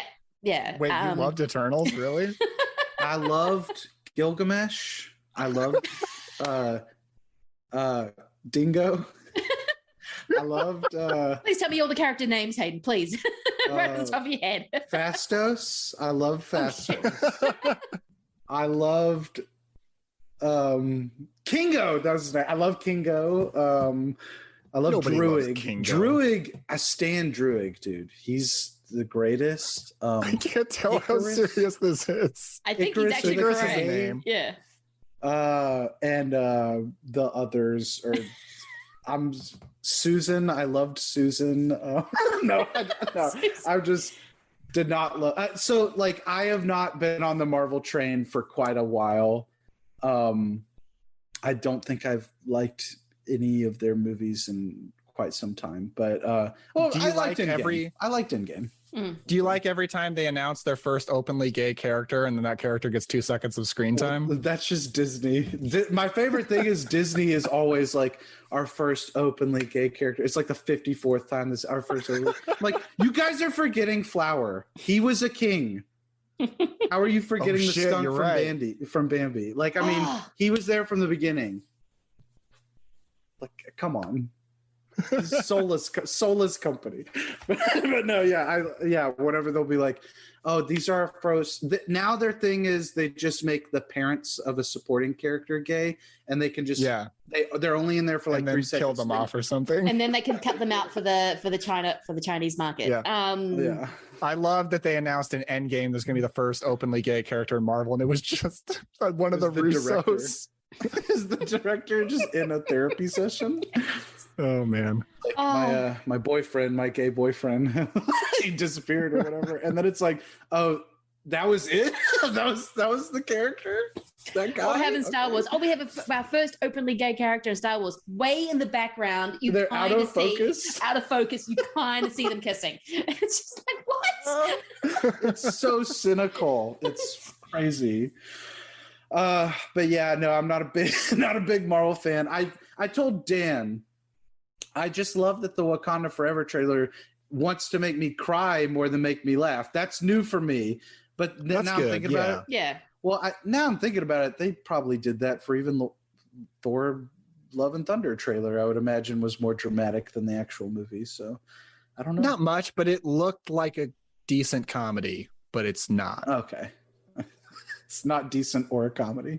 There's only one line I like in it, is when they're saying, we will save the children and we'll come back and feast. Not on the children. That was in the past. Very shameful. That's a pretty good line. That's a pretty good line. That and the goats, I think, is the only thing I laughed at. I liked when the goats ran into the moon. That was funny. Yeah. They did actually. Just something. Well, there's a moon. No, I was so annoyed how they treated the Guardians of the Galaxy in that movie. I was just, I was just like, oh, don't think there's something about this movie's not right. It's crazy seeing those characters written by someone else. Not right. I can't imagine James Gunn wrote that little scene or whatever. No, I don't think he did. It felt wrong. felt very weird. Yeah. Yeah. Anyway. I did love Russell Crowe. Dan. I'm sorry. The way he walks down the stairs is quite that's cute, your Halloween Kills side coming out. Because he's trying to... Well, no, because Halloween Kills is a great movie. I loved Russell Crowe in Thor because he's trying to torpedo the movie. He is trying to destroy the movie from the inside. I liked him because he was bad on purpose. Yes. He was bad on purpose. He was trying to kill it. He knew what he was in. He sounds like every terrible Australian sketch comic trying to do a Greek accent. And no, just stop it. Is this a common occurrence, Australian sketch comics doing Greek accents? We have an amazing, gorgeous Greek community. And unfortunately, we have some amazing actors and everything popping up from it. But unfortunately, because of that, there was a thing in the 70s and 80s when everyone had to do their Greek accent. I'm just watching going, this is Please stop. This is not the Paul Hogan show. Please don't. Do they all sound Italian? Am I Yes. wrong? Am Yes. I wrong? Is that just okay? I didn't know what he was doing. It was like I thought he was couldn't tell if it going was for an accent. Greek. I thought he was going for Greek and just doing Italian. No, it sounded like an Australian trying to do a Greek accent. And it doesn't work. Let me just say my final thing regarding Fantasia, and that is that because regarding Thor. No, because there is a dancing crocodile, I'm disappointed that Hayden didn't program the trailer for Lyle Crocodile. Shit, I forgot. Oh my god. He's a crocodile. And he can sing. Just because of that good happen, fool don't make it in the groove. Come on.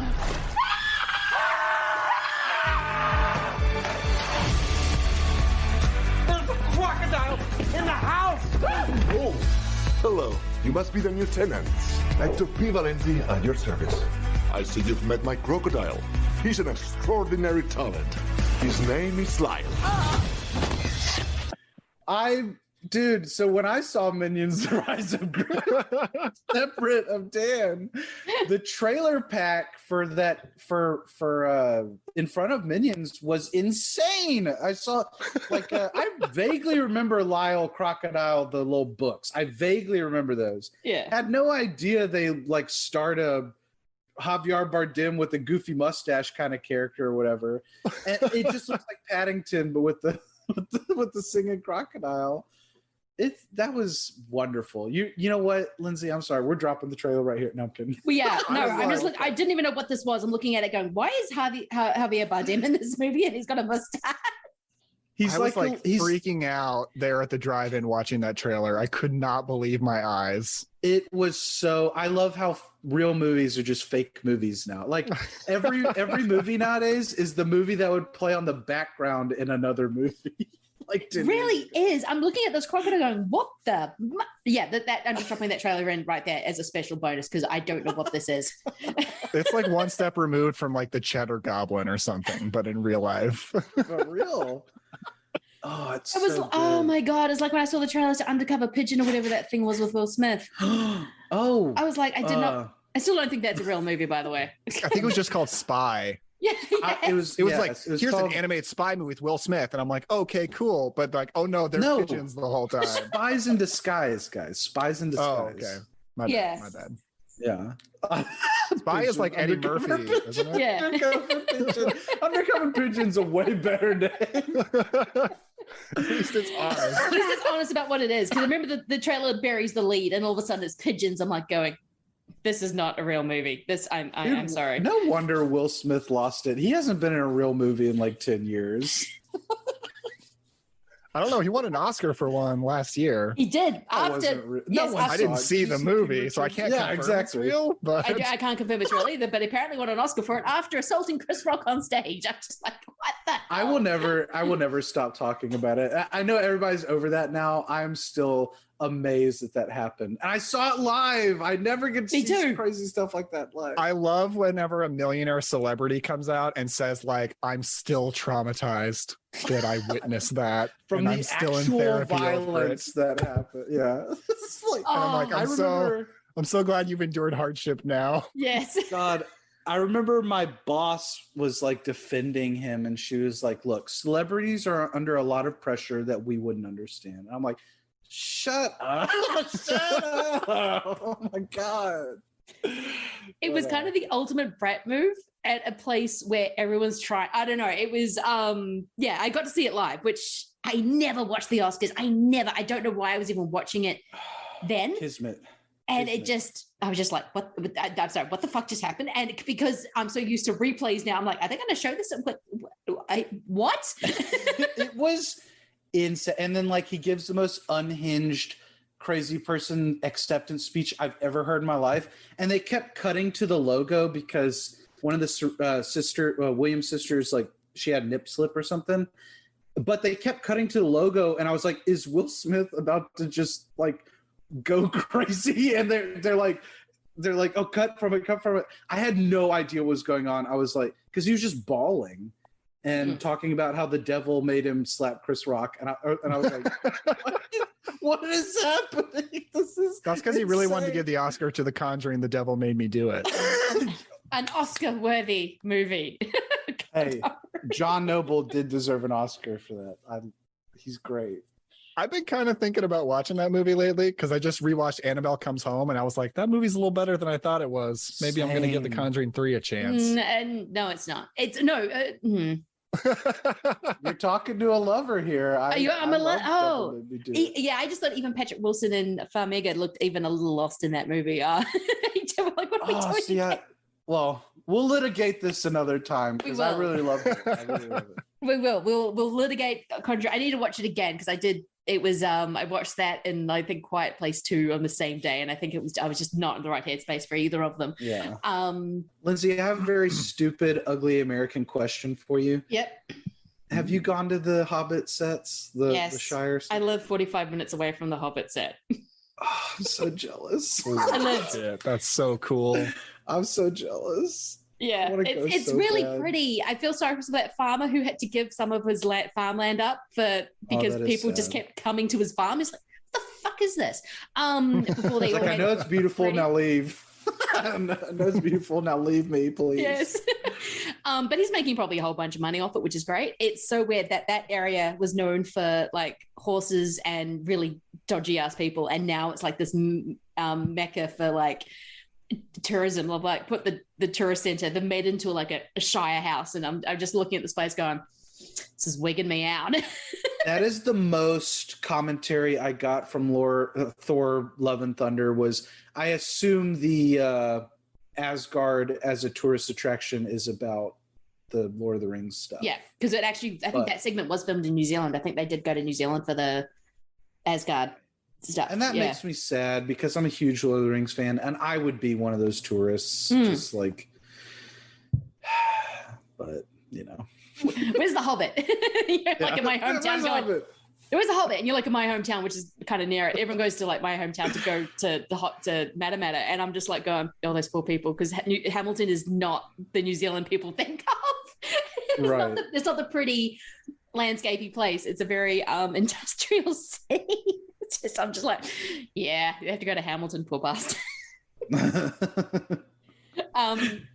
no, I went with my dad. It was actually a really cool day. I do have my dragon in mug somewhere that my mother was like, cool. You take this.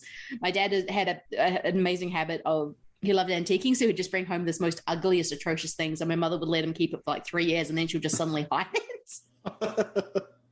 That's a great tradition. Yeah. But no, it was, definitely Hobbiton is actually worth it. They've made a really cool thing out of it. It's, it's a gorgeous gorgeous area with the lake and everything. And yeah. I want to go. That's really cool. One day. Yeah, and we might as well get into some other beautiful landscapes. I think they did actually go to Montana to film the Wyoming. That is some pretty ass area around there. I just got back from Wyoming, actually. Hey. Yeah, I did not get to go to the Devil's Tower because that is basically like Montana and North Dakota or whatever state borders it on that side. I was in southern Wyoming, and it is pretty, but it's like pretty in the way that like Mars would be pretty, where it's just like vast expanses of nothing. And it's cool to remind yourself that those places still exist, but it's also like eerie because it's not filled with like pretty foliage and stuff like Colorado is. It's very distant. Right. Yeah, no, because you just look at the Devil's Peak and just go, oh my God, that is such a bizarre land thing. Yes, that is beautiful. I would love to see that one day. Yeah, and so we're going to get into what I think is Steven Spielberg's best movie. It's not my favorite, though it isn't probably in the top 5, but I think he's... Oh, shit! Save those takes for the podcast. Yes, we might as well get into it. Curtains are opening. We're going to watch Close Encounters of the Third Kind. Daniel, what is going to be your first trailer? Okay, so I'm going to do a little bit of a thing here because what I really want to show doesn't really exist. So I'm going to kind of make it by putting two things together. So we're going to watch the original trailer for Pinocchio. And then when the trailer fades out, we are going to sit in the dark and listen to When You Wish Upon a Star. Hey, what's going on here? Little puppet made of pine. Wait. I can move. Oh, look, Father. Well, it's about time. I'm a real boy. Whoopee! He was and only Pinocchio.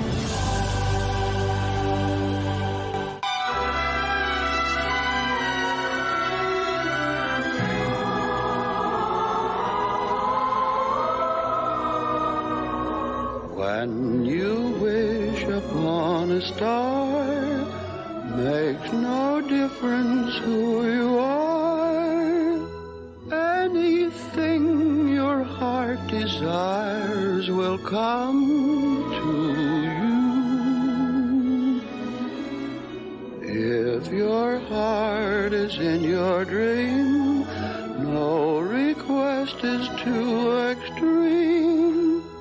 When you wish upon a star, as dreamers do. So we've already talked about Pinocchio a good bit. And when I say like it didn't exist, the trailer doesn't have When You Wish Upon a Star in it. And that song doesn't like exist as a standalone musical number in the movie that you could just play. So this is how we're going to make it happen. I figure we'll show like a, sci-fi movie from this general era before Fantasia, and then we'll show a Disney movie before this. And Pinocchio, When You Wish Upon a Star is a song that apparently Spielberg listened to as he was doing some of the work on this movie because it just gave him the right mood for it. And I don't think it's incorporated into the score of the theatrical film. It is? Okay. But it definitely is in the special edition where you can watch a scene of Roy going into the ship. It's very prominent in the score in that scene, but I guess it's in the theatrical version too. I forgot that. But Pinocchio's great. We've talked about it a good bit, and that's a great song. Great song too. I thought you were going to say... I'm sorry. So there's a reason why it is the Disney theme song. Like when you get the thing of the castle and you just hear those few chords of When You Wish Upon a Star, it's one of the most beautiful songs. It's right up there with Over the Rainbow. It's just that kind of iconic, takes you to another place, kind of wishful, music. Yeah, so Hayden? I thought Dan was going to say we're going to watch the trailer to Pinocchio, and then we're going to fade out into the trailer of the Pinocchio starring Pauly Shore. I don't even know what that is. What is that?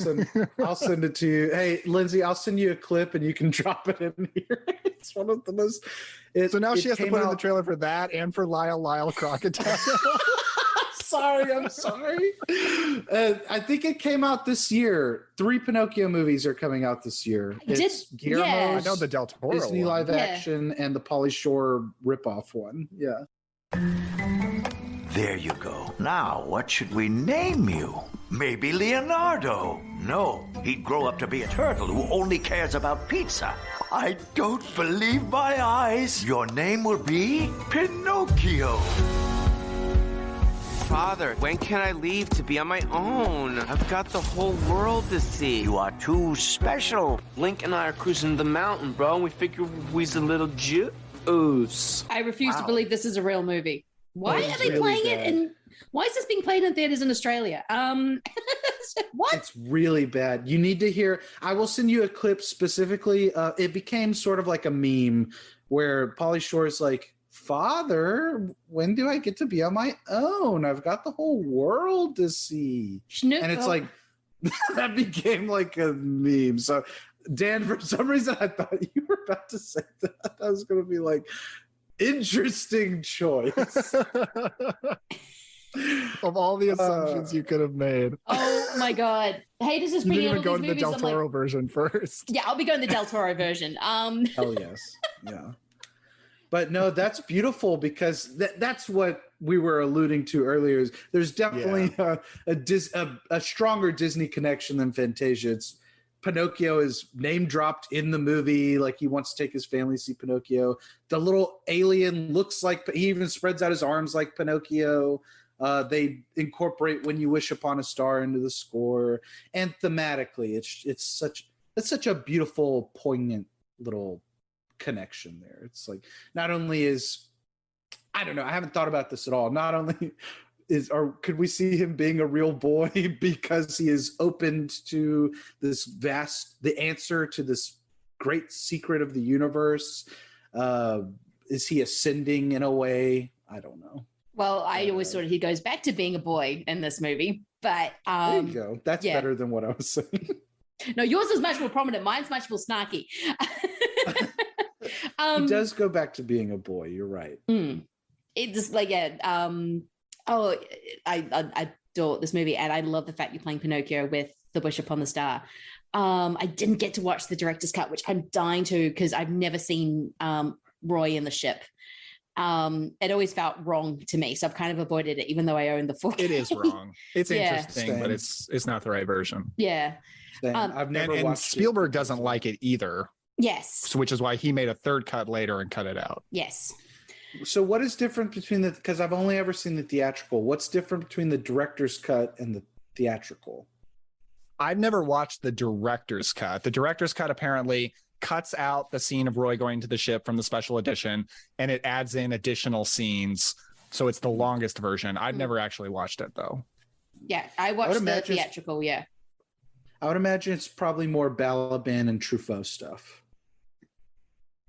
Which could have, yeah. Which would be awesome, because I love those two. Those two were great. I could have them on the road solving mysteries together. Another sort of thing, sort of like the conductor in Fantasia, where I'm always like, would kids be bored by this stuff nowadays?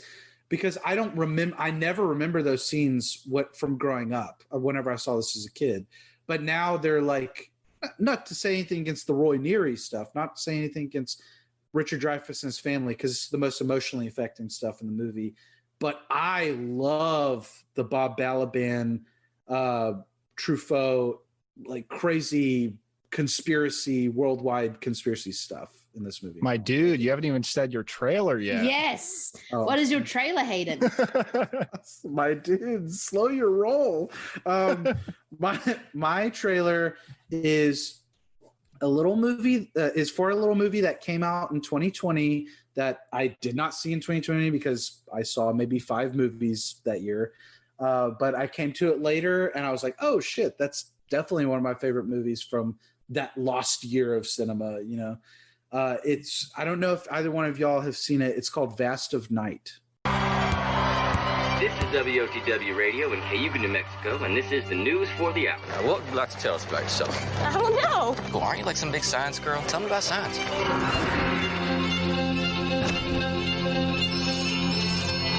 Everett, it's Faye. The sound came through the board and interrupted your radio show. What does it sound like?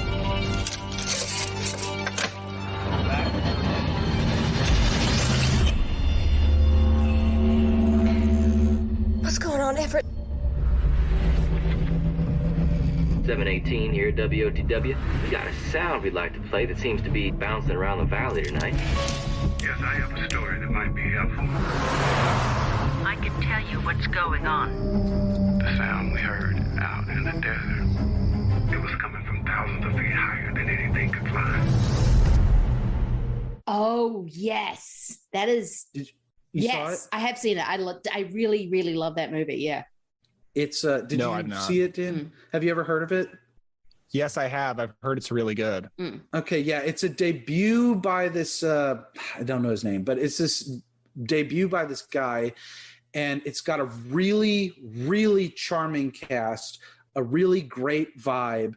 It's mysterious, it's a little eerie. The ending doesn't really fit with the rest of the movie just because it's kind of creepy in a way that a lot of the movie beforehand is so invigorating and exciting and mysterious in a fun way. But man, this movie really blew me away. It's set in the 1950s in a small town in New Mexico, I believe, like a really small community. And it's about these 2 teenagers who are kind of flirty with each other. They their small town is it's like the night of this big basketball game, so no one is out and about, no one is paying attention to anything except for this girl who's filling in for her mother as like a switchboard operator. And she hears these radio transmissions, these strange radio transmissions coming over the switchboard, and more kind of clues start piling up. People start seeing lights, and it's this, you know, this UFO movie, and it's really, really wonderful. Blew me away whenever I saw it. Yeah, there's a way that this movie is obsessed with radio and that old-timey switchboard kind of thing, and what people hear through the radio and microphones, and it's really impressive. I will agree the ending doesn't completely work, because I think that's when you feel the small budget on it, that it has to kind of just end.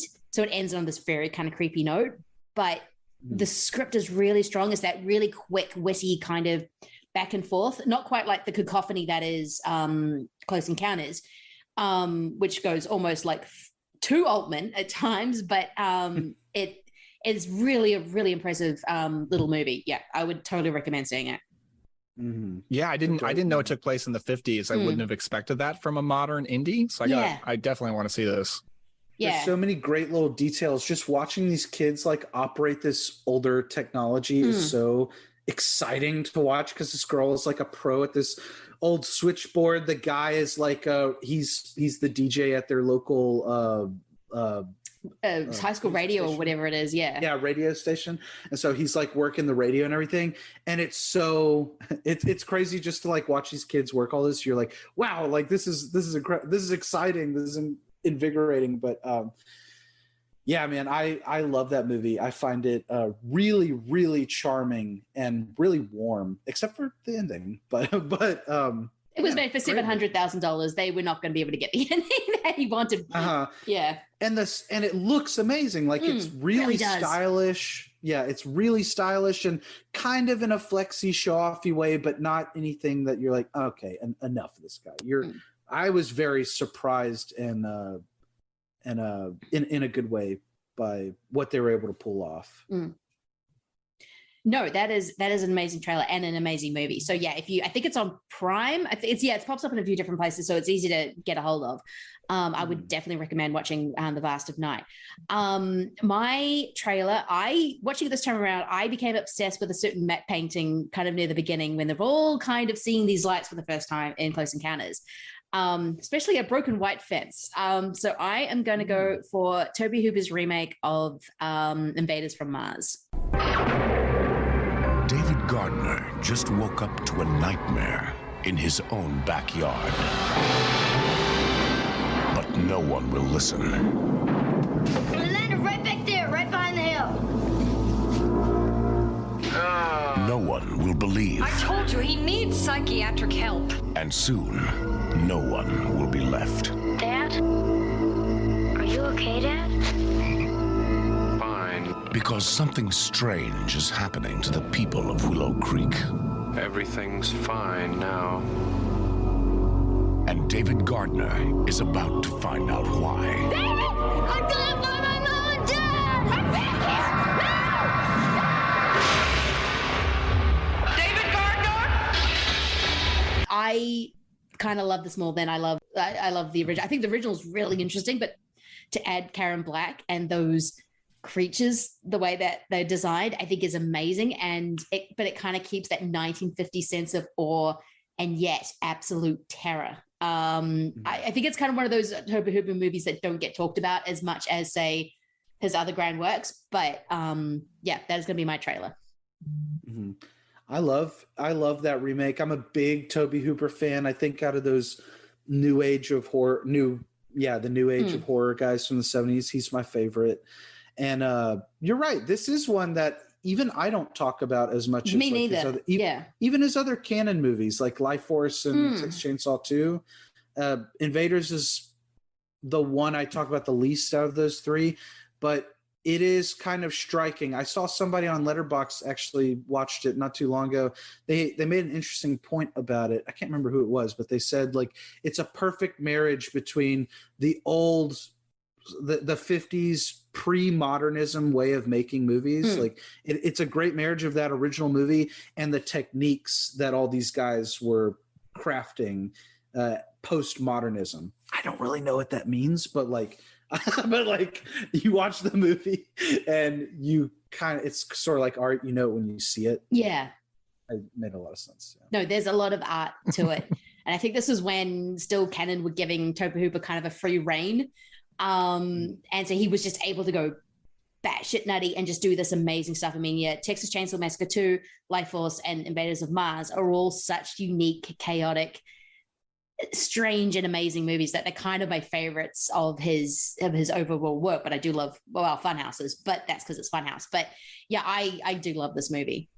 That tableau of the fence is striking. Like, yes. I think about that quite a lot because it's the idyllic little home setting and it's just got a little bit of eeriness to it. It's just off just a little bit. And it's very cool. Daniel, you've seen Invaders from Mars? Yeah, I like it fine. I think it's okay. I'm kind of the same opinion about the original too. I don't really like the ending of either one of them.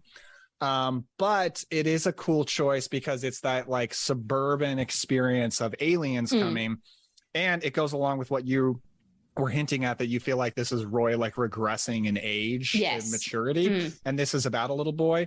So that's cool. And you've got the nice contrast that this movie is about malicious, evil aliens, and then we're going to go into a movie about, debatably less. I have questions about what these aliens are doing. Yes. Yeah, we'll talk about that for sure. Okay, so we might as well get into an amazing Spielberg movie. I think this is part of his amazing original run where everyone was just like, holy crap, can this guy do no wrong? Indianapolis, Air 31 has traffic 2 o'clock, slightly above. Can you say aircraft type? Negative, Center. No distinct outline. Tell you the truth, the target is rather brilliant. Wait a second. He's heading right for my windshield. The traffic is approaching head on. Ultra bright and really moving. And right by us right now. That was really close. This is nuts. What do you want? I just want to know that it's really happening. I recently had a close encounter with something very unusual. Who are you people?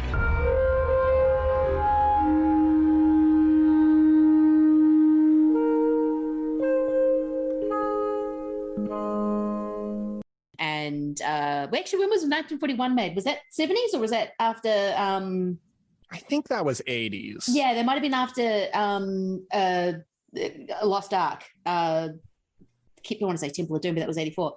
Does this immediately follow Jaws? Yes, it does. It does, yeah. Yeah. That's which was a big deal. insane. Okay, but 1941 was 79. So it was after this. Yeah. Because you feel Spielberg flexing his muscles. He's just made Jaws, which was, I think, the biggest movie up to that point because his friend's George Lucas movie had not come out yet.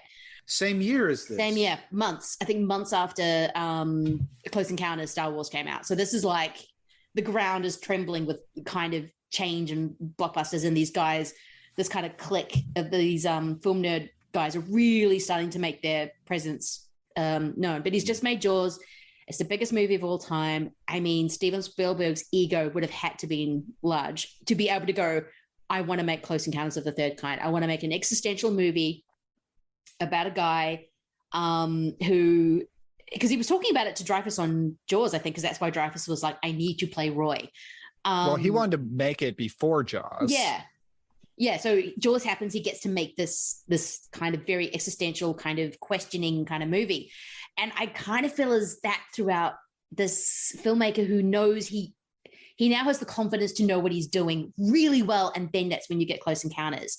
Daniel, was this a movie you grew up with, or when your parents weren't looking, or was it something... My parents, I feel like I've given my parents a bad rap. They were not that bad. They're just certain things they weren't cool with. But I did see a lot of cool movies as a kid. I did see this as a kid, but it was kind of like drilled into me like when I was a kid, I absolutely idolized my dad, and I kind of wanted to agree with my dad on everything. And my dad never liked this movie because for the flat fact that he was not interested in friendly aliens. He only wanted to see aliens attack, which is funny because he's a giant Star Trek fan. So I feel like those things are in conflict. But he was disappointed in this movie because the aliens never attack and there's never any action, apparently. So this was not a beloved film for me. I came back to it as an adult, like maybe like early 20s or so, and loved it. But it had been a long time since I'd seen it. So I rewatched it just a few weeks ago, right after Hayden, you and I talked, and we were talking about this movie. And I was like, I need to rewatch this. So I picked up the 4K. And it really is just an amazing thing to put a good number of years between yourself and a Spielberg classic and just kind of forget how amazing it is and forget everything that he's doing, and then come back to it and just let it blow your mind. And that was really this experience. And I don't know if I'll ever get that experience again with Jaws because I can't stop rewatching that movie, but it was nice with this one. Yeah. Hayden, what about you? You've already said that did you say that you'd grown up with this as well? Or was there something Well, I saw it as a kid because my family were big Spielberg fans. Like, I mean, we watched Jaws. That's probably the movie I've seen more than any other. And it only was more after my brother was born, and it's like his favorite movie of all time. So we watched it even more. And so my family's big Spielberg fans. My parents had really liked this movie when it came out. And so I remember watching it, and I remember being disappointed that it wasn't Jaws. And then later I had seen E.T. around the same time, and I was more disappointed that it wasn't E.T.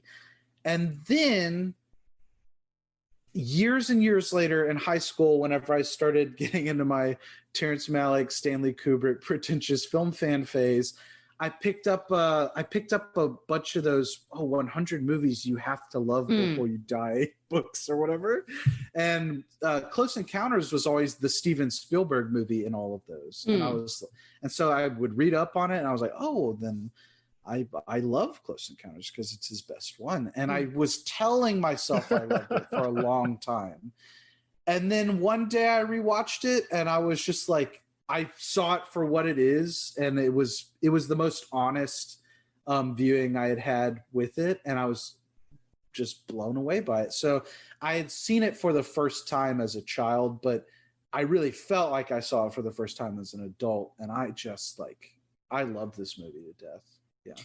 Yeah, I was sort of similar. Like, it was always around when I was a kid because I know my dad really liked it because he's a huge Spielberg guy, and I was always disappointed because it wasn't E.T. Like, E.T. was the how you do an alien invasion movie when I was a kid. So I was always left cold. And then maybe about 4 years ago, I finally just went, okay, you know what? I'm going to watch Close Encounters, and was blown away by it. Like Daniel said, sometimes you need to have some space between a Spielberg movie to realize how amazing it is. And there aren't as many of them anymore because Spielberg is just so synonymous. And to sort of watch it and go, oh, I didn't even know what this was it. And like, oh my God, he's leaving his family. He's literally divorcing.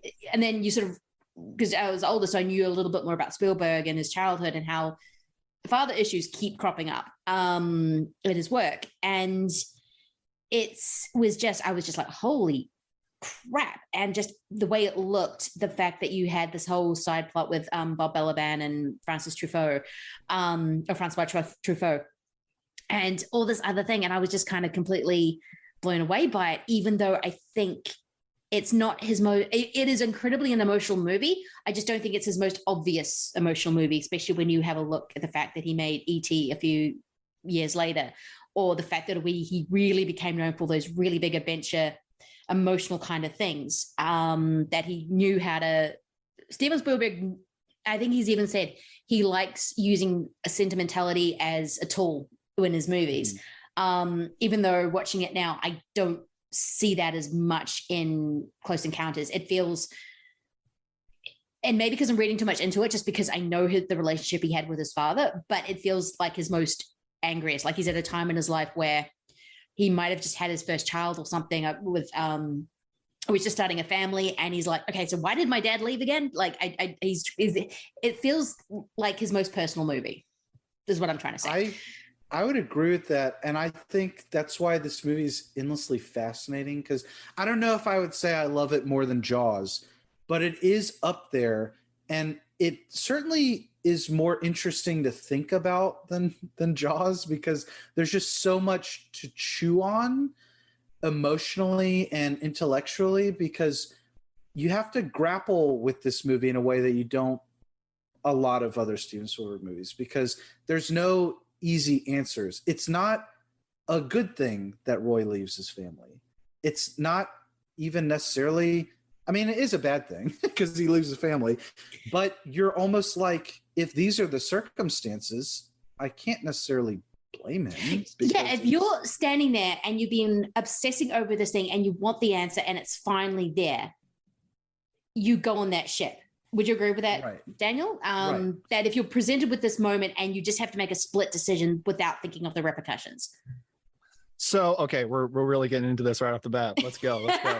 I've been thinking about it. I think so. Obviously, so much of this movie is about what happens to a marriage or a relationship, but primarily a marriage, when one person gets a new obsession that the other person can't share. And I do think it's kind of important that the person who gets the obsession in this movie is the man, because it does seem to me to be a common thing throughout marriages that women have to be the ones that have to keep the family grounded and realistic for the sake of the children. While we men, we often just we get obsessive about things and we get all enthusiastic and we want to go off on our big adventures. And the women have to be the moms and they have to keep us grounded. I almost think that's a little bit of how my marriage is, because I get all these weird obsessions and stuff. But on a very dramatic level, that's what this movie is about. And there's Spielberg's great with dinner table scenes. There's a great dinner table scene where he's building it with the mound with the mashed potatoes, and the son just starts crying. And you might think like, well, why is he crying? His dad's just playing with his mashed potatoes. But what I think the son is really coming to grapple with is that he can't trust his father to protect him anymore. And because his father is lost, like his father's not gone, he's still there, he's still present with his family, but he is lost and he is concerned with other things vastly more than his family anymore.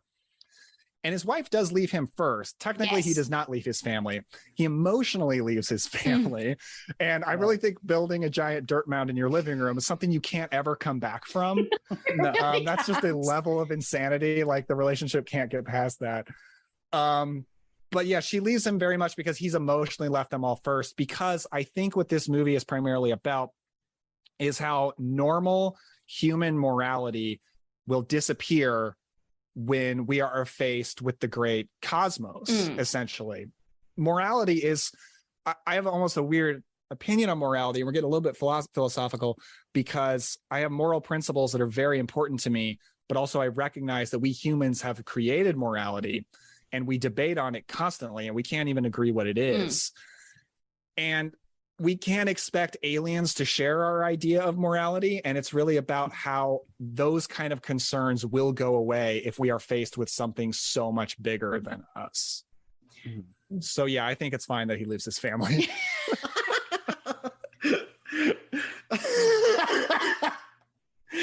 You announced something recently, Dan, right? Yeah. And let me say, so I'm about 5 months or so away from becoming a father for the first time. And let me just say this. I know I would never leave my family because family has always been the most important thing to me.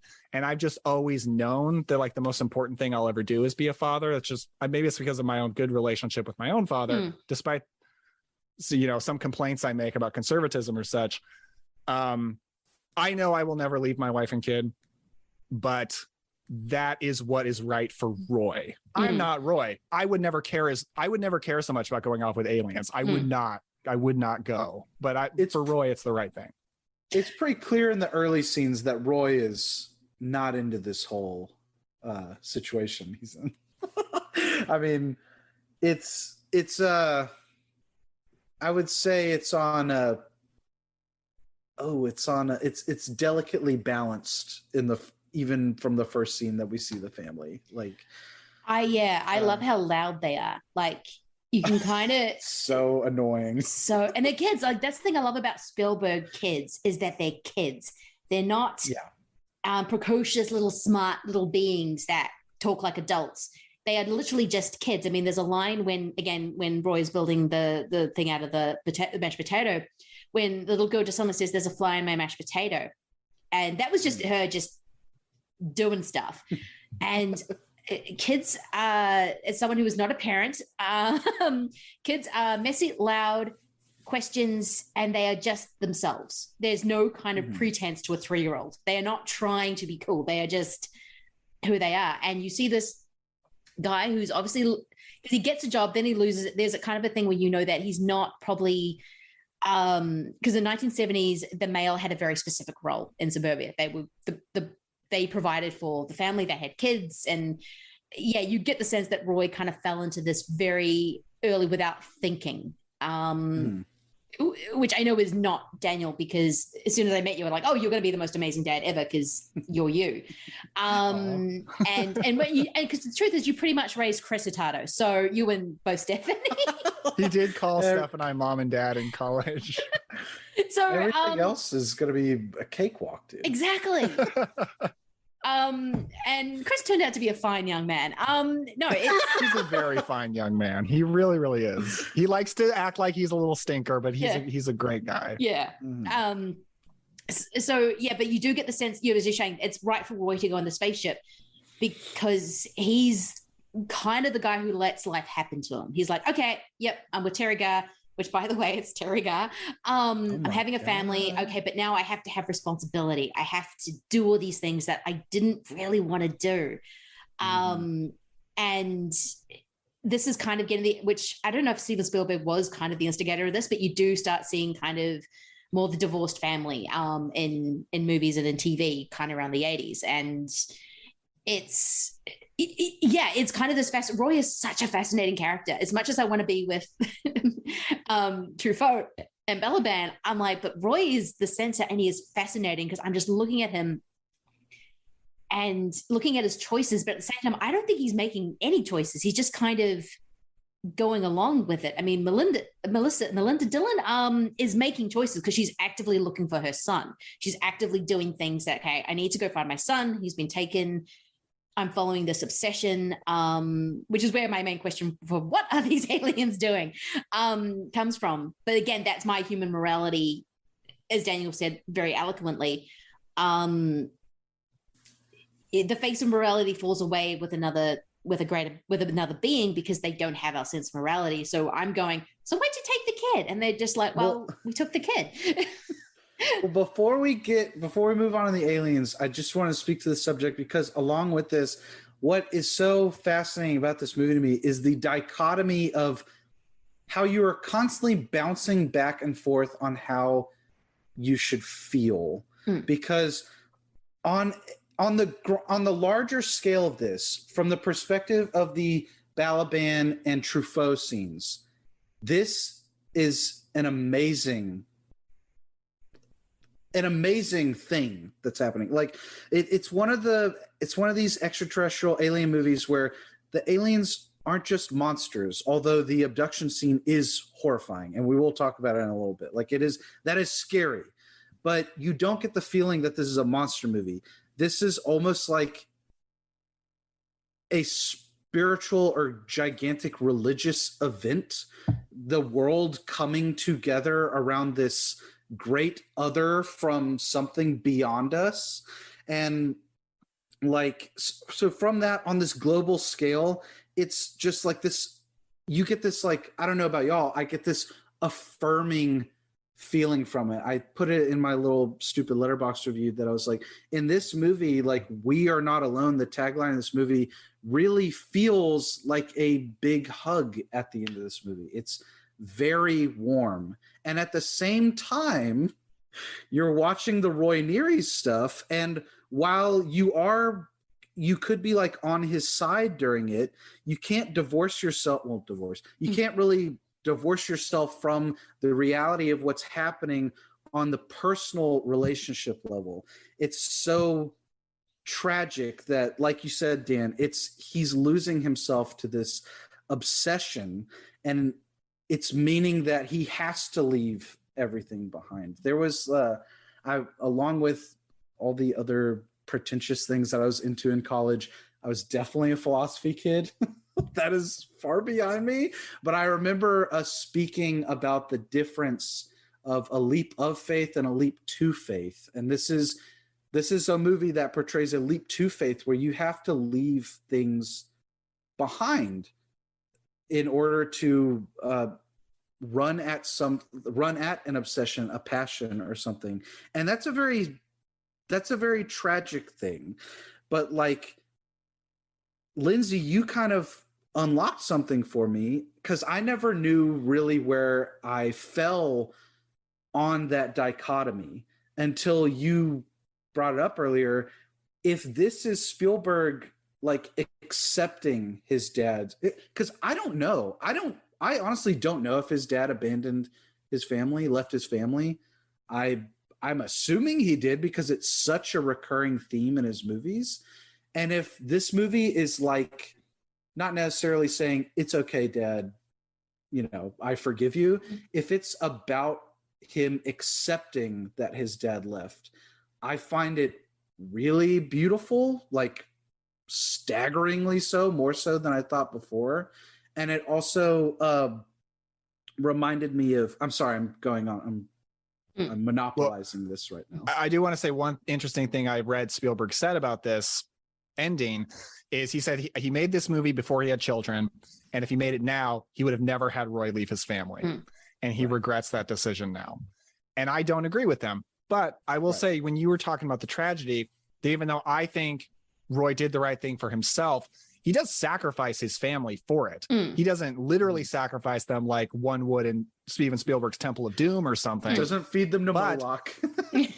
No, but they're not going to be in a good place now. There's no father around. Terry Garr said, I'm not getting a job. They're not going to be in a good financial place. These kids are going to grow up having been abandoned by their father.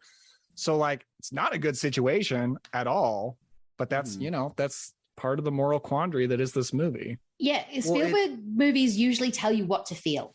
You usually know when it's a given situation, you know exactly kind of where you need to be for the narrative. Close Encounters never gives you that. It's kind of doing multiple things at once, which he doesn't do very often. And he can definitely do it. I mean, he does it in Schindler's List quite a bit. Not exactly giving you the anchor of, okay, where am I meant to feel about this? Yet I'm completely horrified by what I'm watching. But yeah, Close Encounters never gives you that. I mean, it's the quandary. Yes, Roy is doing the right thing for him at that moment, but actions do have consequences, and he is leaving. It's a selfish choice. It is still a selfish choice. So it's kind of that whole thing of, yeah, I'm doing this for me, but yet I'm not alone. And because as much as you may feel alone, you're never really alone, and your actions do still have consequences on other people. And it's a fascinating quandary, which is why I leapt into it straight away, because that's all I can think about. I'm just sort of, that final scene is so impactful from everything you've watched. And the fact that when they come out and it's just this kind of beautiful moment of, oh my God, we're not alone. There are other things in this universe. It is like a creation religious experience. And then after the movie's finished, you're like, hang on, Terry Garr and the kids are still living at the sister's house.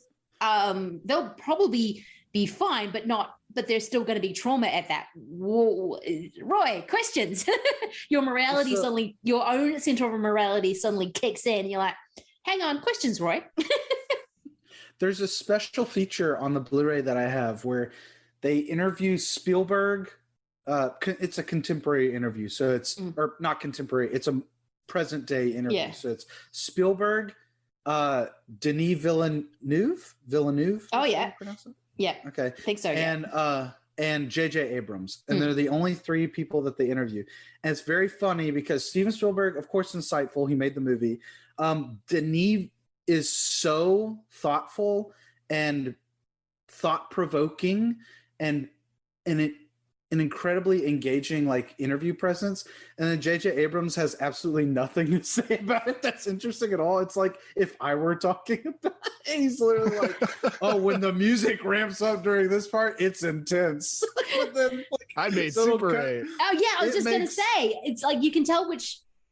It was J.J. right Abrams when he. Super 8 and Villeneuve makes Arrival, which is also about exactly. So you can kind of tell where their headspaces are at.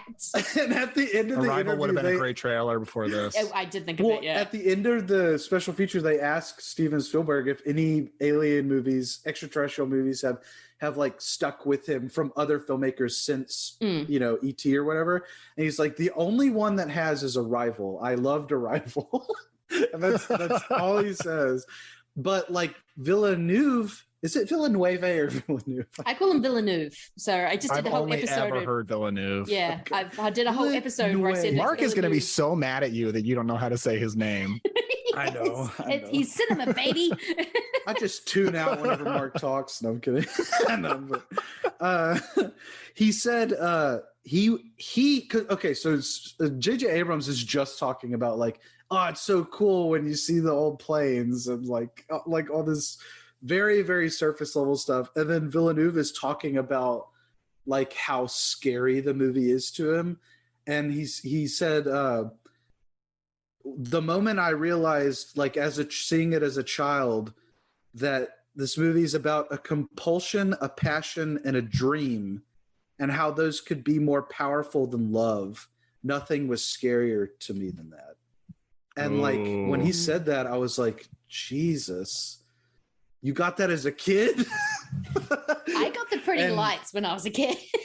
Right. Oh, I know. I was like, look at those little aliens. They're funny. Look at their little butts. Yeah. Look at the little fingers how they're dangling. It's so cute. I was definitely J.J. Abrams. Just like, oh, it's so cool. But oh man, it's a great little special feature. I recommend people checking it out. I might see if it's on That's mine. awesome. Yeah. No, it sounds fascinating. And as I said before, you can tell what movies they made based on their Spielberg love and probably a little bit of Close Encounters, and what movies they made. You're like, yeah, this all makes sense. But just so he gets defended, I do really like J.J. Abrams. I do like Super 8 a lot. do. Yeah, I do really like Super 8 a lot. I'm mocking it, saying it's thing, but no, I really do love that movie, actually. I don't like that Super 8 tries to have like a little emotional scene with the alien. It makes no sense to me. But I like most of Super 8. I really dig most of it. But whenever they're like having a little moment where they're looking at the alien's eyes, like, no, this is a monster alien. This isn't like a character all of a sudden. What are you doing? But so I definitely agree with Denis Villeneuve that the movie is scary, because even though I find the movie very beautiful and fascinating and all that, I do find it a really, really scary movie. Like the child abduction scene is amazing. I put out just a tweet today while I was rewatching the movie. Like, this is one of the scariest scenes in any movie ever.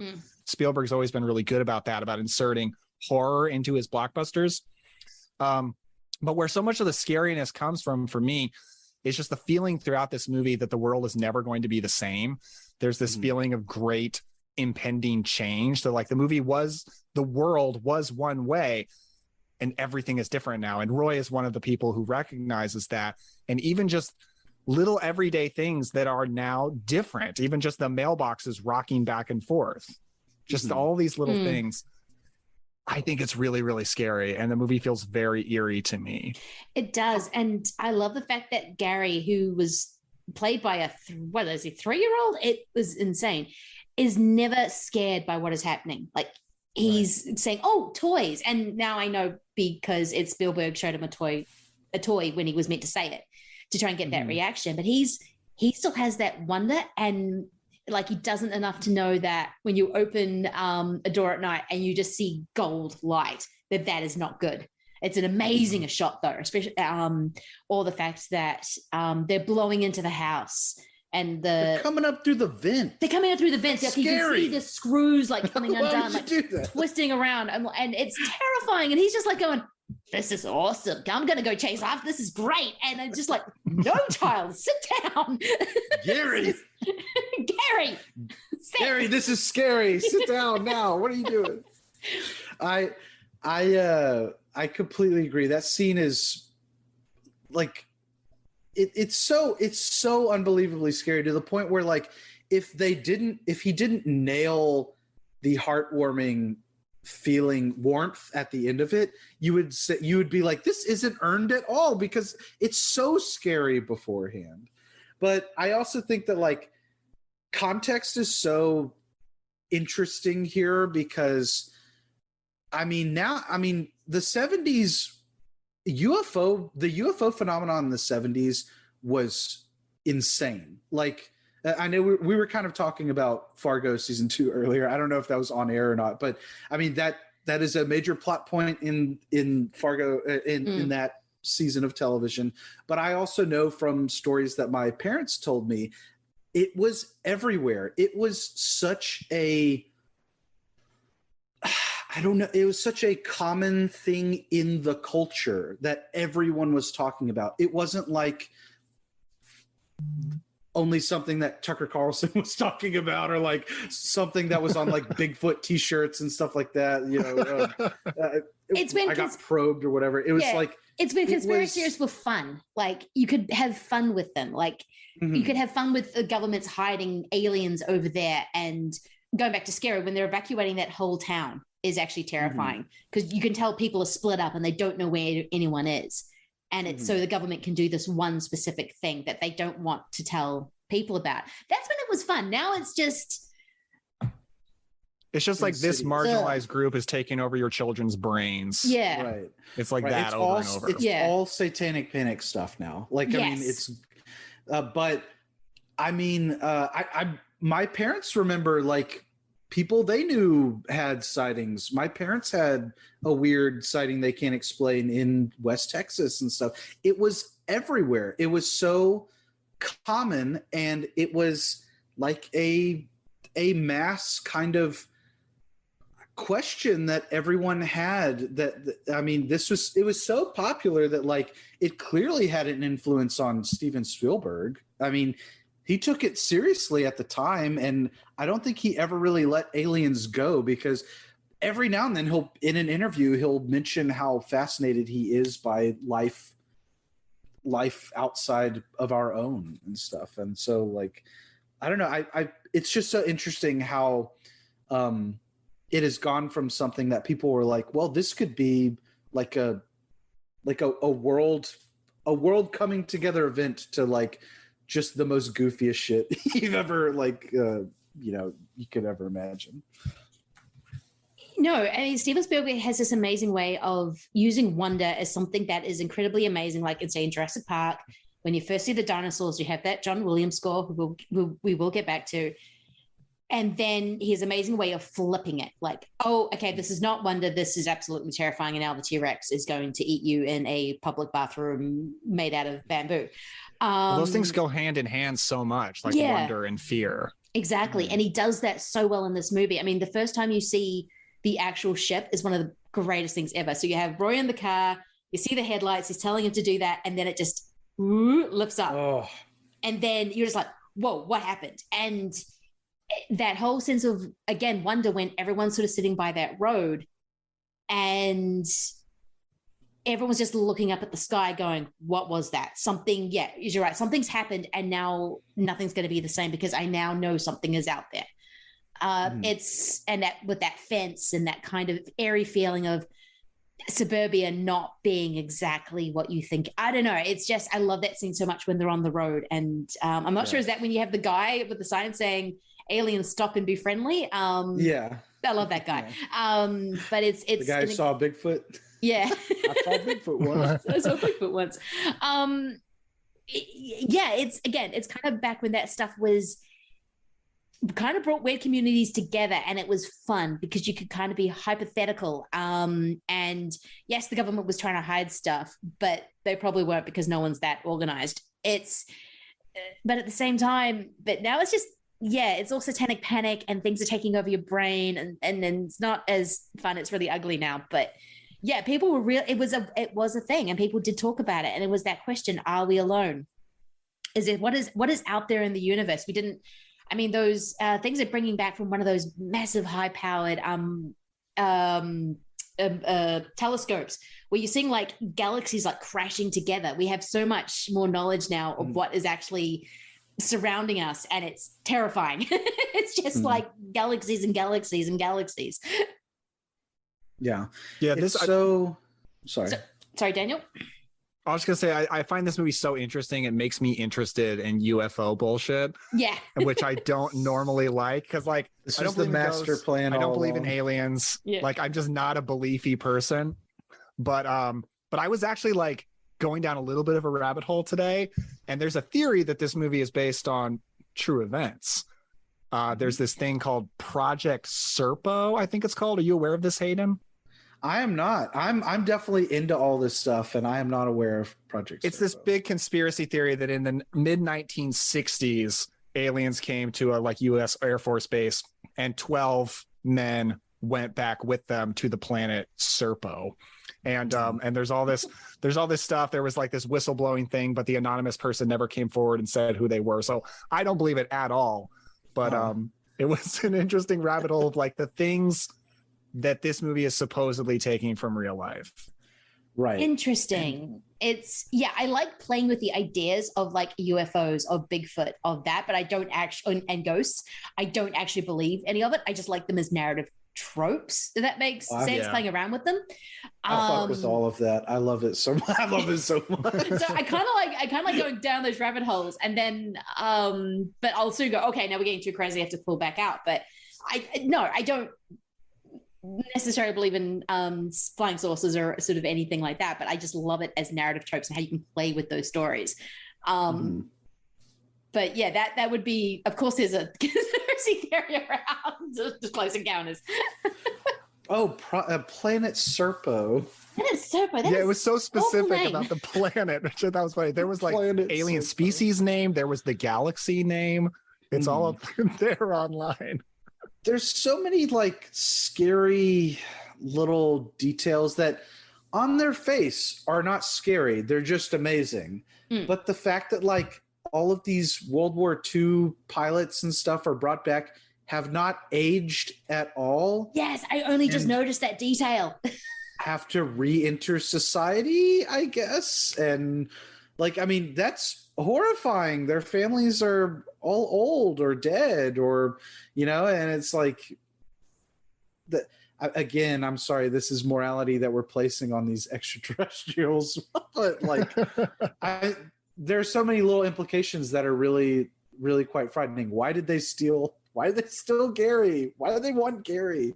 Probably because there's so many the innocence of a child. But yeah, because there's so many unknowns. It does. There's so many unknowns in this movie. Yeah, it does feel like I love about it because it feels like a hostage exchange. They're like, we have these people, so if you want to give us some more, we'll it's a hostage exchange. It's a hostage exchange where we just give them more. We just give them more. We're done with these. Give us more. We need some more people to do whatever they're going to do. But Daniel said there's so many unknowns that you kind of have to fill in the blanks, and the only way you can do it is with your own morality, and that kind of muddies the waters even more with this movie. And I love how it does that. Like, you're just left going, I have questions, and these are questions that no one can answer because they're all philosophical. It's like, yeah, why did the aliens want to do an exchange? Why did they take Gary, a 3-year-old? Why did I still can't get into Roy's headspace when he's looking at this. I can kind of intellectually, but emotionally, I can't grapple with his decision. And it's all this kind of stuff. And I'm just sitting there going, again, I have questions, and I love that about it. So every time I'm going to revisit this movie, I'm still not going to have those questions answered, and I love it because of that. Well, yeah, because this movie is not. Sorry, Daniel. Sorry to have three people. No, this movie's not interested in explaining aliens to us. It's not interested in lore or establishing rules or anything like that. It's just about, is there life out there? And by the end, it answers that question. Yes. And that's all that's really important here. That is very, very true. Hayden? There is an indelible warmth of humanity in this movie, though. Like, it always surprises me that the government doesn't gas and kill the animals it's just knocking them out, and they make sure to be like, oh, they'll be fine. They'll wake up in a few hours or whatever with a headache or whatever. And like, even they're not like insidious about trying to keep the people away for any nefarious reasons. Like whenever I always feel bad for whenever they jump out of the helicopter, the third guy that goes with them just like passes out. He misses the whole show. But whenever, is it Melinda Dillon? Yeah.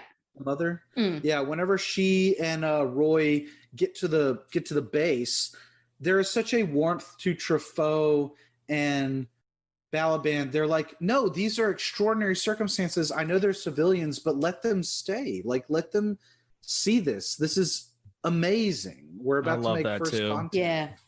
They are all through that, because even when you get like the original 12, who are obviously the aliens, are kind of going, no, come to Devil's Peak, we'll hang out, because they're all having the same obsession and keep wanting to recreate the mountain.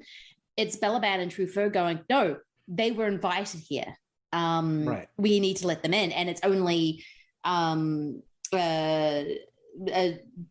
I think the character name is Melinda Dillon, and Richard Dreyfuss, who actually get to see what's sort of happening. Oh my God, that running scene. I mean, they're running up the mountain. It's kind of amazing.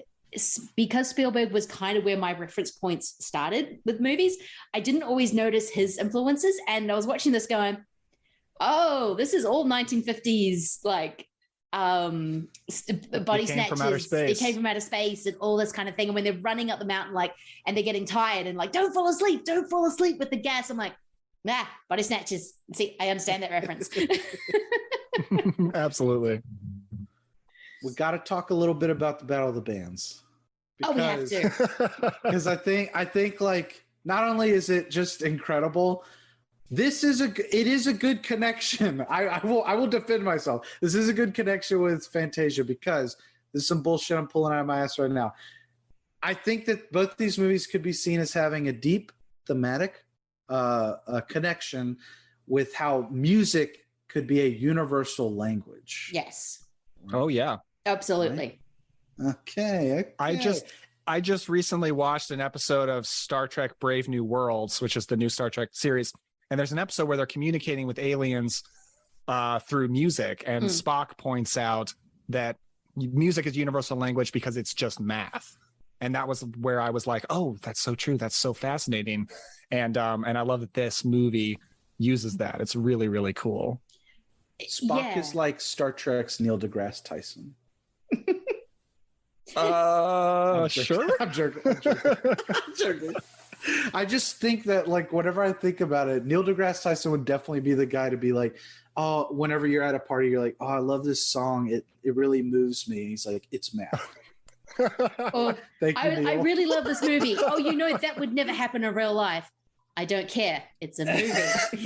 Thank you, Neil. Thank you, Neil, for pointing that out. He has a shtick. He sticks to it. Yeah, it's what he does. It is what he does. No, it's such a beautiful scene, and I think yes, the connection between this movie is this deep thematic thing of how music is universal, but it's also kind of going for these creation questions of where do we come from. I think Close Encounters is more dealing with the fact that the universe is so big that there was no chance we're never not going to be alone. Mm-hmm. And I think that Fantasia kind of does this thing of like going, yeah, the universe is so big, but look what we created, and look what we created. We created this mythology, we created this animation, we created this music. And Close Encounters does the exact same thing. The fact that it kind of finds that middle ground with the music and then the lights. I mean, the fact, because I was reading about it, and I know Steven Spielberg played with some CGI, and I'm so glad he didn't, because the lights is just these boom, boom, boom, and then the different like colors keep popping up, and then they'll do another thing, and then they break the glass. It's kind of these very, you can tell how epic it is by doing these different things, and you're just transfixed with it. And this is even before the aliens like come out. I keep thinking, I thought the aliens came out before this. No, this is just. It is just all colors and sound. It's amazing. It's beautiful. And I always remember hearing that someone, I can't remember if it was John Williams himself or someone talking about John Williams, but he was like, he wrote the 7 most famous notes in like scoring history. It's like the 2 from Jaws and the 5 from Close Encounters. Yeah. But did y'all notice that the ship plays the Jaws theme? Oh, I got very excited because my partner came home just as that final act was starting, and he's like, "Oh, Close Encounters." I'm like, "Yes." And then I heard this dun dun dun. I'm like, "Motherfuckers doing Jaws." It's so cool. I love how they're just like jamming back and forth, and then they start like scatting back and forth, and the control room's like, "We're taking over from here." And then they're just like playing back and forth. It's so, I mean, it's wonderful. It's not like it, you know, a more cynical version of me is like just thinking this inevitably ends up like Mars Attacks, and they just come out and shoot everybody. A trailer that I actually thought of playing beforehand was Mars Attacks. One of the most cynical movies ever made. It's so funny. It's like every time they're like, "We're sorry, we won't kill you this time." No, I love that it's a Looney Tunes movie, that the fact that it's the same joke repeated over and over again. Yes. And like Wile E. Coyote getting smashed, I still think it's the funniest thing. Like Jack Nicholson going, 2 out of 3 ain't bad. Or 1 out of 3. I can't remember the line, but it's that ain't bad. That ain't bad. I love Mars Attacks so much. It is seriously just the same joke over and over again, but I'm just Are like, these I the don't care. polar opposite Alien movies then? Is this the most hopeful Alien movie, and is that the most cynical? Yes. Maybe the one I thought of was Spielberg's War of the Worlds. I was thinking about it in contrast with that movie. Oh yeah. Right. Another great. I love that movie. I have to admit, as much as I love his hopeful movies, I do love it when he goes dark and cynical. There's something about it that it just shifts away. Like if you watch Temple of Doom and then you're watching and like, Steven Spielberg might be in a bit of a dark place at the moment. And then you're watching War of the Worlds and you're like, Steven, are you okay? What's happening? I Grappling think with 9/11, I guess. Yeah. I know it's like I know if it's a goofy movie about aliens, but it's one of my personal like favorite time capsules of that time, because the first half of the movie captures that so well. Oh, it's so scary. Oh, him just Cruise Tom Cruise running is always great, but Tom Cruise running from the smoke and the destruction behind. Oh, God. The dust, the incorporation of the dust, which like seems so obvious now, and at the time we were like, they turn them into dust, and you're like, do you not remember what you saw on TV, on live TV? It like was only a just few years ago. You dust. Like, yeah, it's kind of when me talking to myself. Yeah, no, it's kind of weird. Like you have to see a horrific moment like that to go, oh yeah, there'd be dust, and then it just kind of goes through all kind of movies and everything like that, because we've recontextualized what that thing would look like, even though I can't watch the footage of that ever again, because I just saw it so much during that time. I was like, I'm done. It's too horrific. I'm done. And yeah, then you sort of see Steven Spielberg kind of pick it up and just turn it. Yeah, they're turning to dust. It's like, yeah, that's kind of what happened. But yeah, I still don't love the end of that of War of the Worlds, but that first half, I actually even love the Tim Robbins kind of thing, because I think that's just so insane. But that first, do you not like? Sorry, do you not like the H.G. Wells resolution of the disease? I like the disease, but it just feels like it ends very quickly. I don't know. I just needed that movie.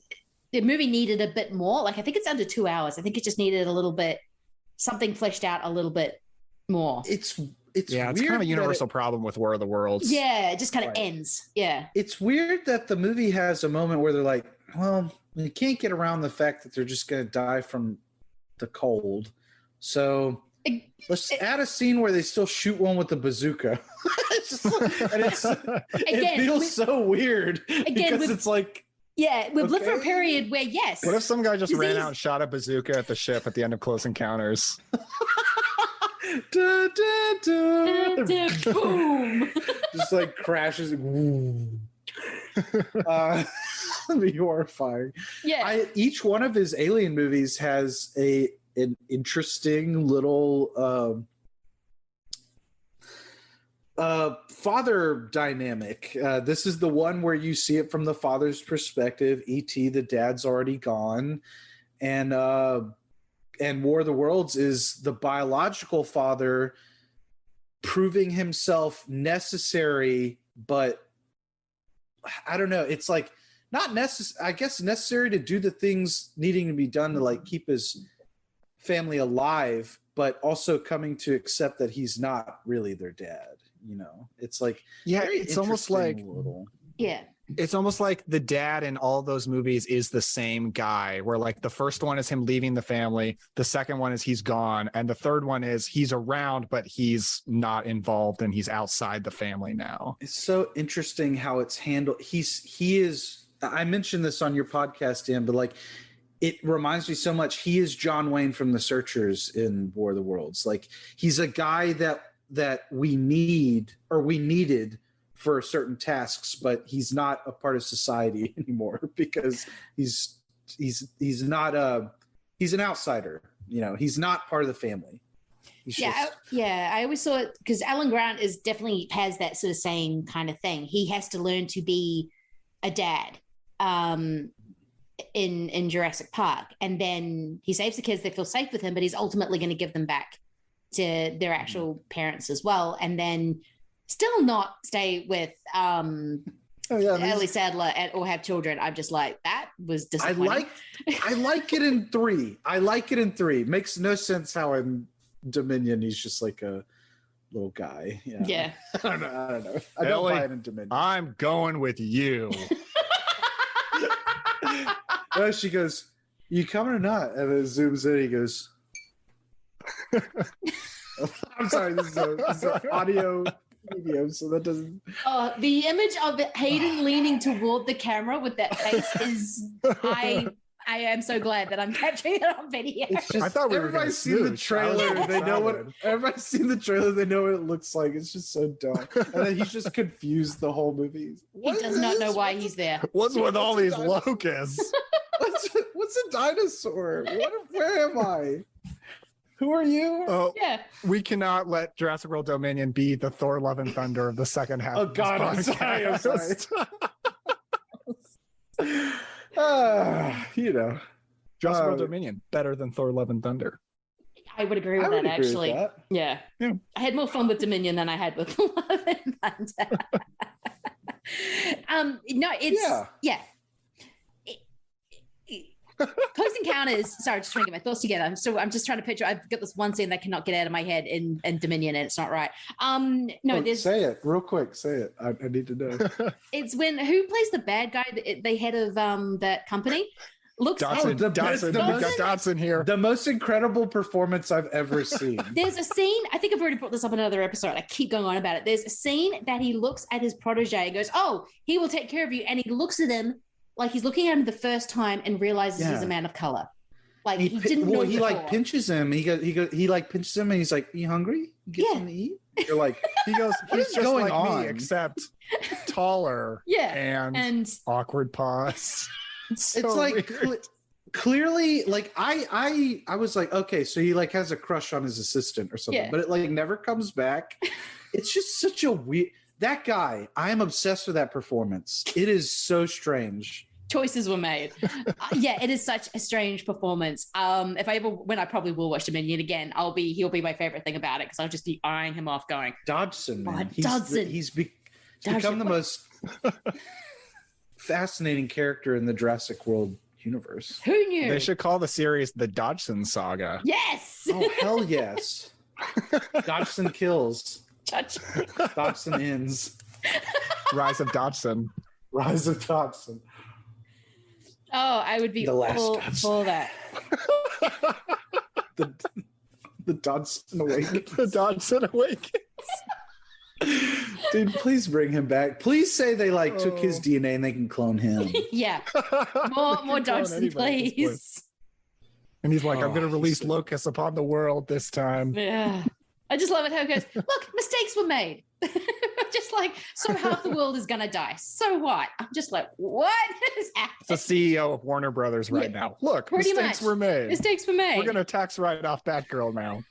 Jesus Christ. I kept wondering why people were mentioning Batgirl on Twitter, and then I finally looked at the news and went, oh, that's... Okay, you guys, how aware were you that this Batgirl movie was even happening? I did not know. Not at all. Nope, I didn't even know. I was like barely aware. I was like, oh yeah, I feel like I heard about that like a year ago. I didn't even know it was in production.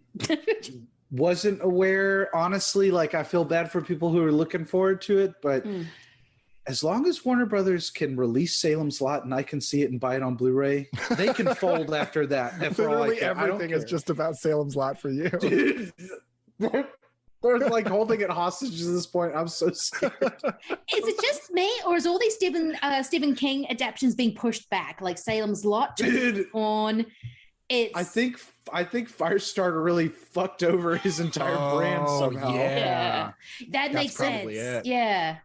I mean, can you blame it all on the movie? Weren't we going through another surge or something at the time? I mean, like Firestarter's not like a big King thing. Like Firestarter's a minor work. Who cares about Firestarter? Yeah. And it was like a Blumhouse adaptation. You can't bet it all on Firestarter. Get out of here. You can't bet it all on Zac Efron. You really can't. It's Sometimes you can. It's like friggin' Morpheus ruining every other Dracula adaptation that was going to come out, and now I'm sad. That's so true. That's so true.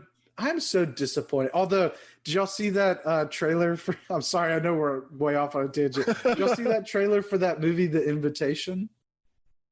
Yes. No. Yes. I think I know what you're talking about, though. Dan, it's crazy because I think it's a Blumhouse movie about this lady who gets an invitation to this wedding, this, like rich guy's. Yeah, this rich guy's wedding, and you're like, okay, so this is a vampire movie, and then at the very end, an old guy just walks on screen. He's like, "I'm Jonathan Harker," and you're like, oh, it's not just a vampire movie, it's a Dracula movie. Yeah.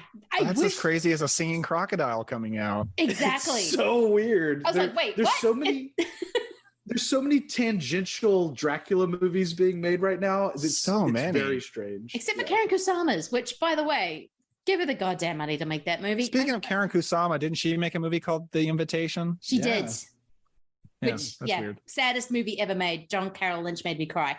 By being terrifying. That's like spitting in her face, like canceling her Dracula movie and then making a Dracula movie with the same title of a movie she already made. It's like they're personally antagonizing her or something. Yeah, that is not cool. It's not cool, dude. Not cool. Anyway, back to Close Encounters. The third kind. Richard Dreyfuss, really good in this movie. Really good. Really good. Yeah, he feels actually miscast but perfectly cast at the same time. I know what you mean. Yeah. That's like every man in the 70s. It's always like, oh, this guy. Okay. Yeah. All right. Yeah, but he feels, which makes sense because he regresses back into a boy. So having that kind of boyish Richard Dreyfuss face makes sense. Because this is a man who does not want the responsibility that he has found himself in. But at the same time, I'm like going, that doesn't feel quite, but yeah, you're right. That's every actor in the 70s. Every single time Elliot Gould, as much as I love him, appears on screen, I'm like, interesting. But then it works. So I'm just like, Gene Hackman is a god. So he can Bruce Dern is a big one like that. That is, yes. Like, oh, Bruce Dern. And then I'm like, oh, he's perfect. Yeah. This is great. No, actually go back to a point you made, how it's always the wife that has to be the bad guy and have to, or keep the family grounded. All I could think of was that scene in the Burbs when Bruce Dern and what's his name come to the door and ask if Tom Hanks can come out and play, and what's her name? Shit, Carrie Fisher. Carrie Fisher's just like going, no, he needs to stay home and be responsible. For real, The Burbs would be an amazing double with Close Encounters. Oh my god, yes. That'd be a great two movies about like dad obsessions, but drastically different tones. So yes. You're watching very different things. Yes. Yeah, you're right, because it is about dad obsessions and the fact that I know he's on vacation in the actual movie, but I know originally he was meant to have lost his job. So he was kind of at loose ends. Yeah. And you get the same thgoing with Roy, like, yeah, he's just got a job. I would like this job. I'm going to do it. And then first thing aliens come in, he's like, nope, I'm not going to work. I'm going to look at the shaving cream and see if it looks like a mountain. Question, is that a lot of question, is that a lot of shaving cream to put on your hand at once when you shave your face? You know, Hayden looks like he uses a lot of shaving cream. What do you think, man? Can't remember the last time I shaved. I asked the two bearded men. Yeah, I trim at this point. Yeah. You know, here's the thing. If you get a lot of excess shaving cream, you just put it on a slice of pie next to you, and then you take Dodson's hat. No, no. If I had a nickel for all the slices of pie next to me as I'm in the bathroom. If you get a lot of excess shaving cream, then you just start acting silly with it. Kind of making a beard out of it. It looked like he could make another beard out of his shaving cream amount that he had in his hand. Yeah. It's like a win-win situation because you get the perfect amount, or you make the person you're with laugh. Perfect. That's a little goofy. Yeah. No, I do love that scene when he's on the bed and Terry Garr's kind of having a freak out, and she can't get him to talk to her, and he's just looking at the shaving cream, just like completely checked out. And now we might as well get to the other most important scene, which we've already kind of touched on, but that's the building of the mound inside the living room. Oh God, probably the most horrifying scene in the movie, actually, more so than the child abduction, because it's like, I don't know about y'all, I every time I watch that scene, I'm like, I would move. I would never be able to. I would never be able to there's clean no it. coming back from that. No, that's it. The fact that he's just clean that house, rolling it in the window is insane. Someone's going to come in eventually and clean out that house. But he's just throwing things into you the just window. bury the house at that point and build on top. Bury the house and he's like, build on top. Yeah. While he's building this, he's on the phone with his wife, basically like begging her to come back so that they can talk about the fact that she's leaving him. And I'm like, dude, like, it's over. You're going to have her come back and talk to you with this giant dirt mound in the room. It would be kind of fun to play with G.I. Joes on it or something. Oh, you know what? You're right. Yeah. I've turned around on this. Giant dirt mound in the middle of the living room. Get out all my G.I. Joes. Oh, that's what I was missing. He should have had like his kids G.I. Joe's just kind of running around. Oh, that was a missed opportunity, Stephen. You need to go back. You need to go back and retinker with it. Come on, yeah, Steve. like the walkie-talkies in E.T. Just add some G.I. Joes to the mound. Exactly. That would just be perfect. No, but that scene when Terry Gar's trying to get the kids in into the car. Don't look at him, don't look at him, don't make eye contact. And then you just see him just like going, honey, what's going on, with this freaking amazing stare. And the fact that he's like leaning into the car going, where you going, honey? What's wrong? And she's just like going, yeah, I need to go. And he says, you're not even dressed yet. That's crazy. He's the judge on what's crazy. And she's just like looking at him going, I don't know how to answer that. God. I mean, why does Terry Garr always get stuck with guys like this? Because like, remember Michael Keaton in Mr. Mom when he's like really gone downhill and he's watching soap operas all the time? It's kind of similar. Wait, is it Terry Garr and Mr. Mom? Yeah. Oh, I was thinking of Multiplicity. Sorry. Yeah. Mr. Mom is way better than Multiplicity, but Multiplicity is not bad. Well, I was gonna say whatever you said. She always gets stuck with guys like that. I was thinking of One from the Heart.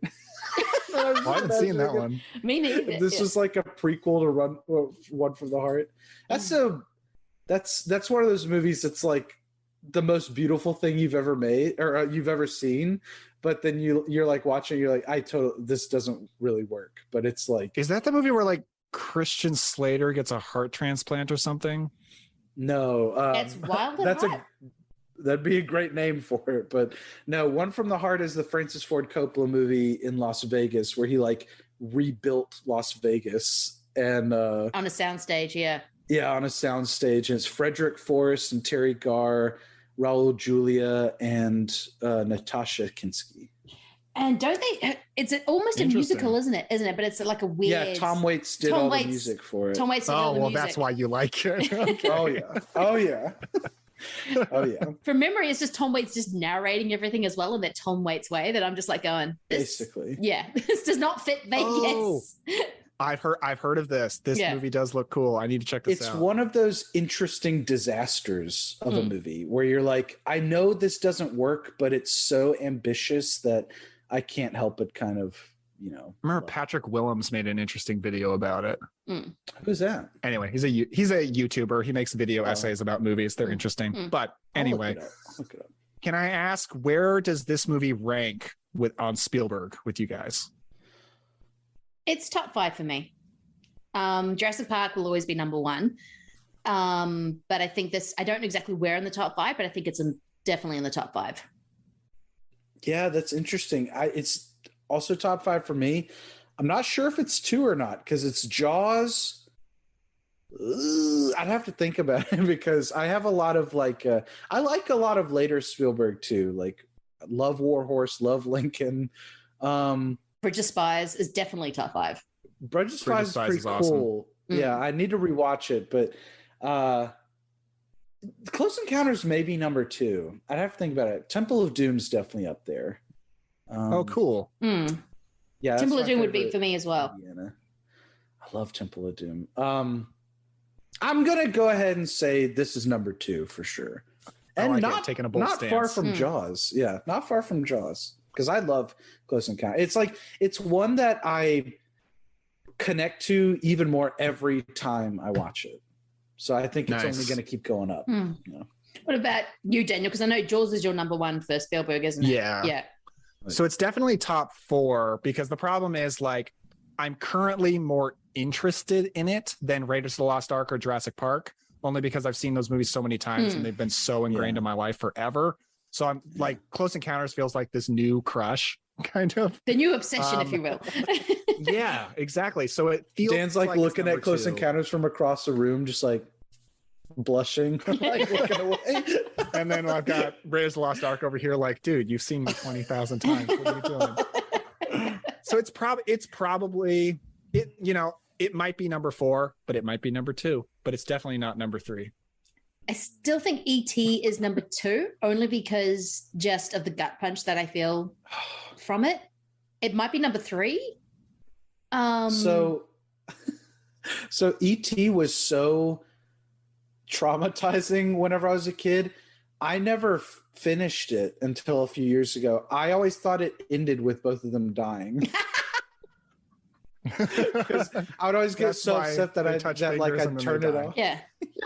I'd always get so upset that I'd turn it off whenever E.T. was and died in the tent. And so I just assumed that I never knew he got better. So, until I was 20, and then I rewatched it. I was so I guess that was over 10 years ago, but still. Yeah, they're talking about a movie that just ends, but on the perfect note with Elliot looking up is kind of the perfect ending to a movie. I don't know what it is, but just with that, it's probably the John Williams score because I love the E.T. score so much. Goddamn John Williams. When he says "I'll be right here" and pokes him on the heart, that is one of those moments in movies where it's instant tears. Just that ending. I think that ending gets me so much that I'm just it's perfect. And then it just ends. And Elliot still has his form. It's a different kind of innocence, but he still has his innocence. It's not his childhood innocence of him wanting to play D&D with his brothers or kind of trying to figure out how he now fits into this changed family or the fact that his dad is not hanging around and he's with Mexico, but he hates Mexico. God damn D. Wallace in this movie. I love that so much. But it's kind of that, but it's a different kind of ending too. But again, that ending when you see the ship fly away and Close Encounters, it looks like a city on top of something. It's those intricate lights and those towers are just, I'm oh my God. And I kind of want to get on the ship. I kind of want to see what's inside. And then apparently Spielberg would I'll show you. And everyone just went, no, now it ruins it. Don't like it. Don't like it. Don't like it. So what is on the ship, Dan? Are we in Close Encounters or E.T.? Yeah. Oh, Close Encounters. Sorry. Oh, because you haven't watched the scene where he goes in. Gotcha. It's mostly empty. He walks in and some of the smaller ships fly into it and they fly up and they're all attaching onto this giant cylinder, almost like it's a beehive and all the little ships are bees. That's kind of what the imagery that it conjured up for me. And then a bunch of giant walls start raising up and there's tons of the little gray men standing there watching him. I don't like it because something that I think is so great about the third act is all the mystery. I don't want to see what's in there. But also he walks in there alone, Roy does, and no one else walks in after him. And I feel like it makes the whole thing too much about Roy because that's one thing I like about this movie is the movie's not about Roy. No. He's just a guy following along. He's not like Neo. The government's even ahead of him on all this. He's just trying to figure it out for himself. So I feel like it makes it too much like this is Roy's moment, and I don't think he should have that. No, because you're right, because it isn't Roy's moment. He's part of a group that's going in to the ship. That they're already. It's about all of mankind coming together. Exactly, and I think that the storylines with them going in with Francois Truffaut and Bob Balaban are just as important as the Roy story, because they're figuring things out as they go along. I mean, I love the scene when they introduce those two together, and he's like, "Are you an interpreter?" "No, I make maps." It's like, "Can you speak French?" "Yes." "Okay, you go." I love that guy. And he goes, back in the day when I was actually a map maker, not a translator. Like he's constantly going back to like, dude, I am a cartographer. I make maps. This is where not. I was paid to. I am not speak qualified French. for this. Yes, where I was paid to speak French is such a great line.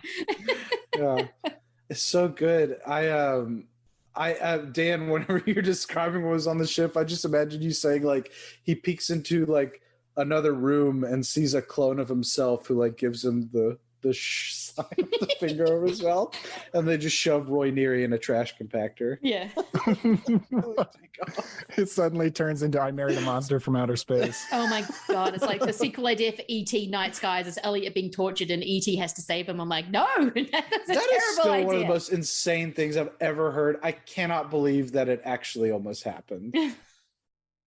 That would It was be called Night Skies? Night Skies. Yeah, it was. I think that's what Close Encounters was called at first before the name changed. Yeah. I thought that's what I read. Yeah, it was. It was called Night Skies before the name changed, and then they were going there to you call go. E.T. 2 also Night Skies, and that plot just sounded so dark. I'm just like, I'm sorry, what now? Yeah. Yeah, I'm glad E.T. and Close Encounters do not have sequels. I am so glad. I'm they don't sorry, have- Chris, inside Yeah. the sequel boy. Yeah. Yeah, I'm sorry, because those two would have been fascinating, but those are two perfect movies that I don't think need sequels. I think to keep that, since yes, we have a whole Jurassic Park franchise, but it didn't need that whole thing, because I think the wonder stays more wonderment, if that's a word, if you only have one movie. And Wait, you're saying we don't need the Dodgson saga? oh no, we do need the How dare Dodgson you saga. take such a stance? Actually, I take that back. We do need the Dodgson saga. But Now- no, E.T. and Close Encounters still keep their wonder. But though in saying that, I love Temple of Doom so much, and that is an absolute. Well, technically, it's a prequel. It's before Indy finds his conscience. Kind of. I don't know. It's a weird movie and how they try to fit it in, but I still love it. Are y'all interested in this 90-year-old Indiana Jones sequel where he's gonna be like, No. See, for me, it's like I heard a podcast make a joke where it's because it's co-starring Phoebe Waller-Bridge, and I heard a podcast make a joke about how it's going to be about her making Indiana Jones go return all the idols that he stole from all these cultures. But it's going to be Indiana Jones discovering about cultural appropriation. Yes. I'm not.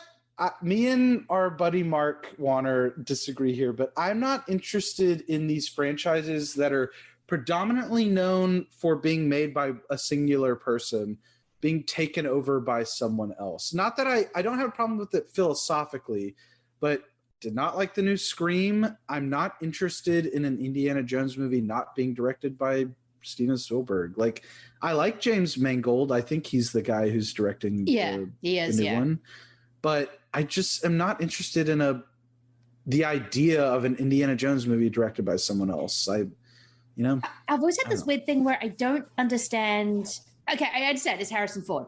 Harrison Ford is singular Harrison Ford. But every single time someone tries to take over one of his, we had Paul, what's his name, trying to be Han Solo. And the fact that we can't. And it was amazing. It was amazing. And no one seemed to agree with that. And then, but now I we think can't. It was amazing. I All the like it. I got done dirty. Yeah.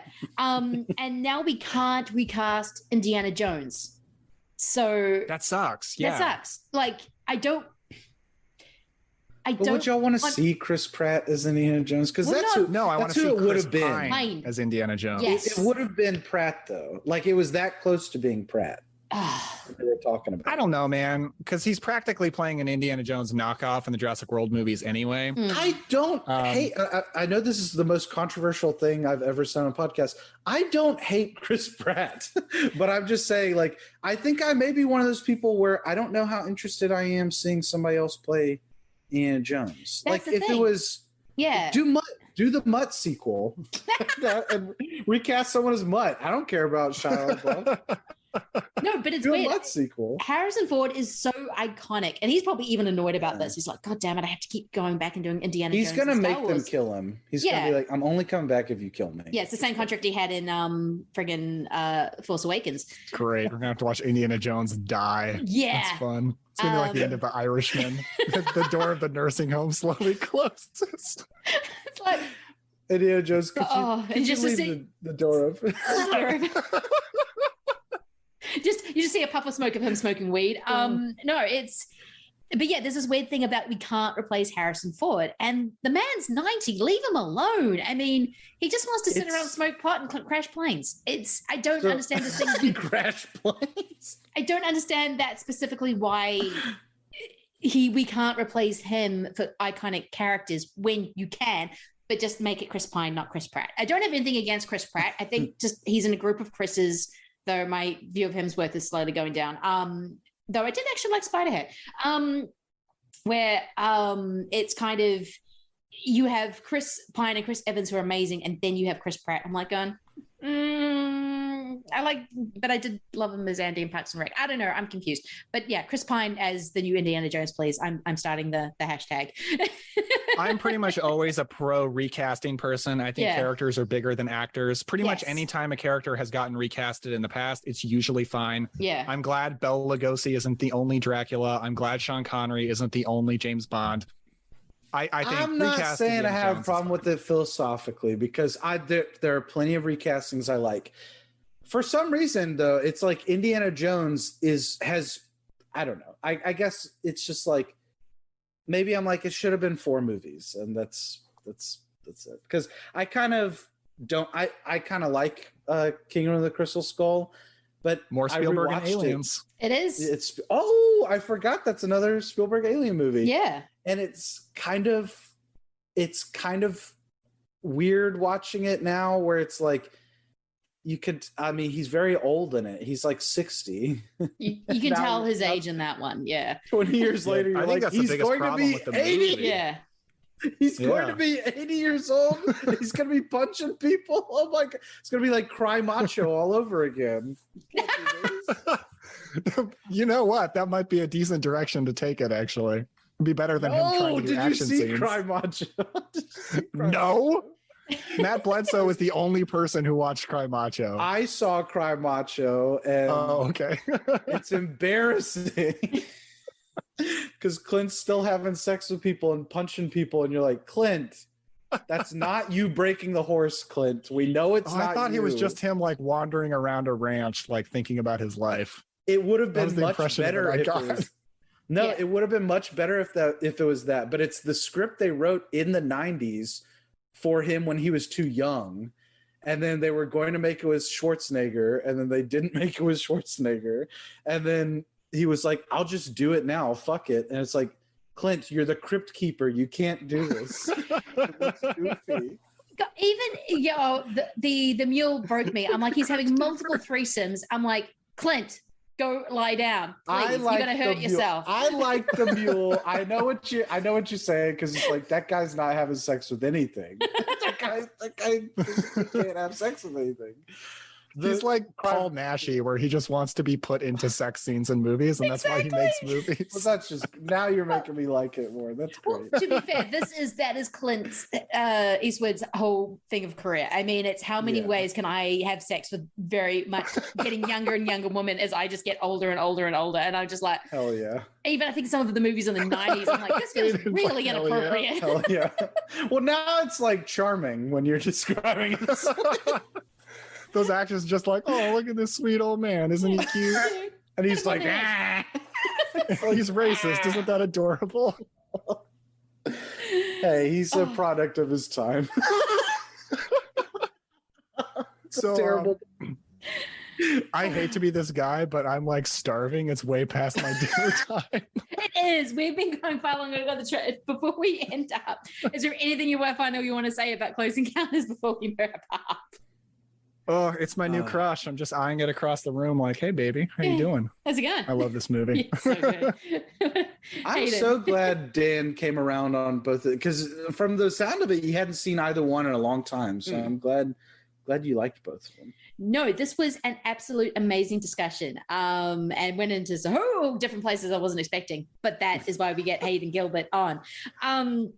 No, thank you so much for coming on with this double. This was an absolute pleasure to talk about, and the fact that I got to watch both these movies again, I'm like, yes.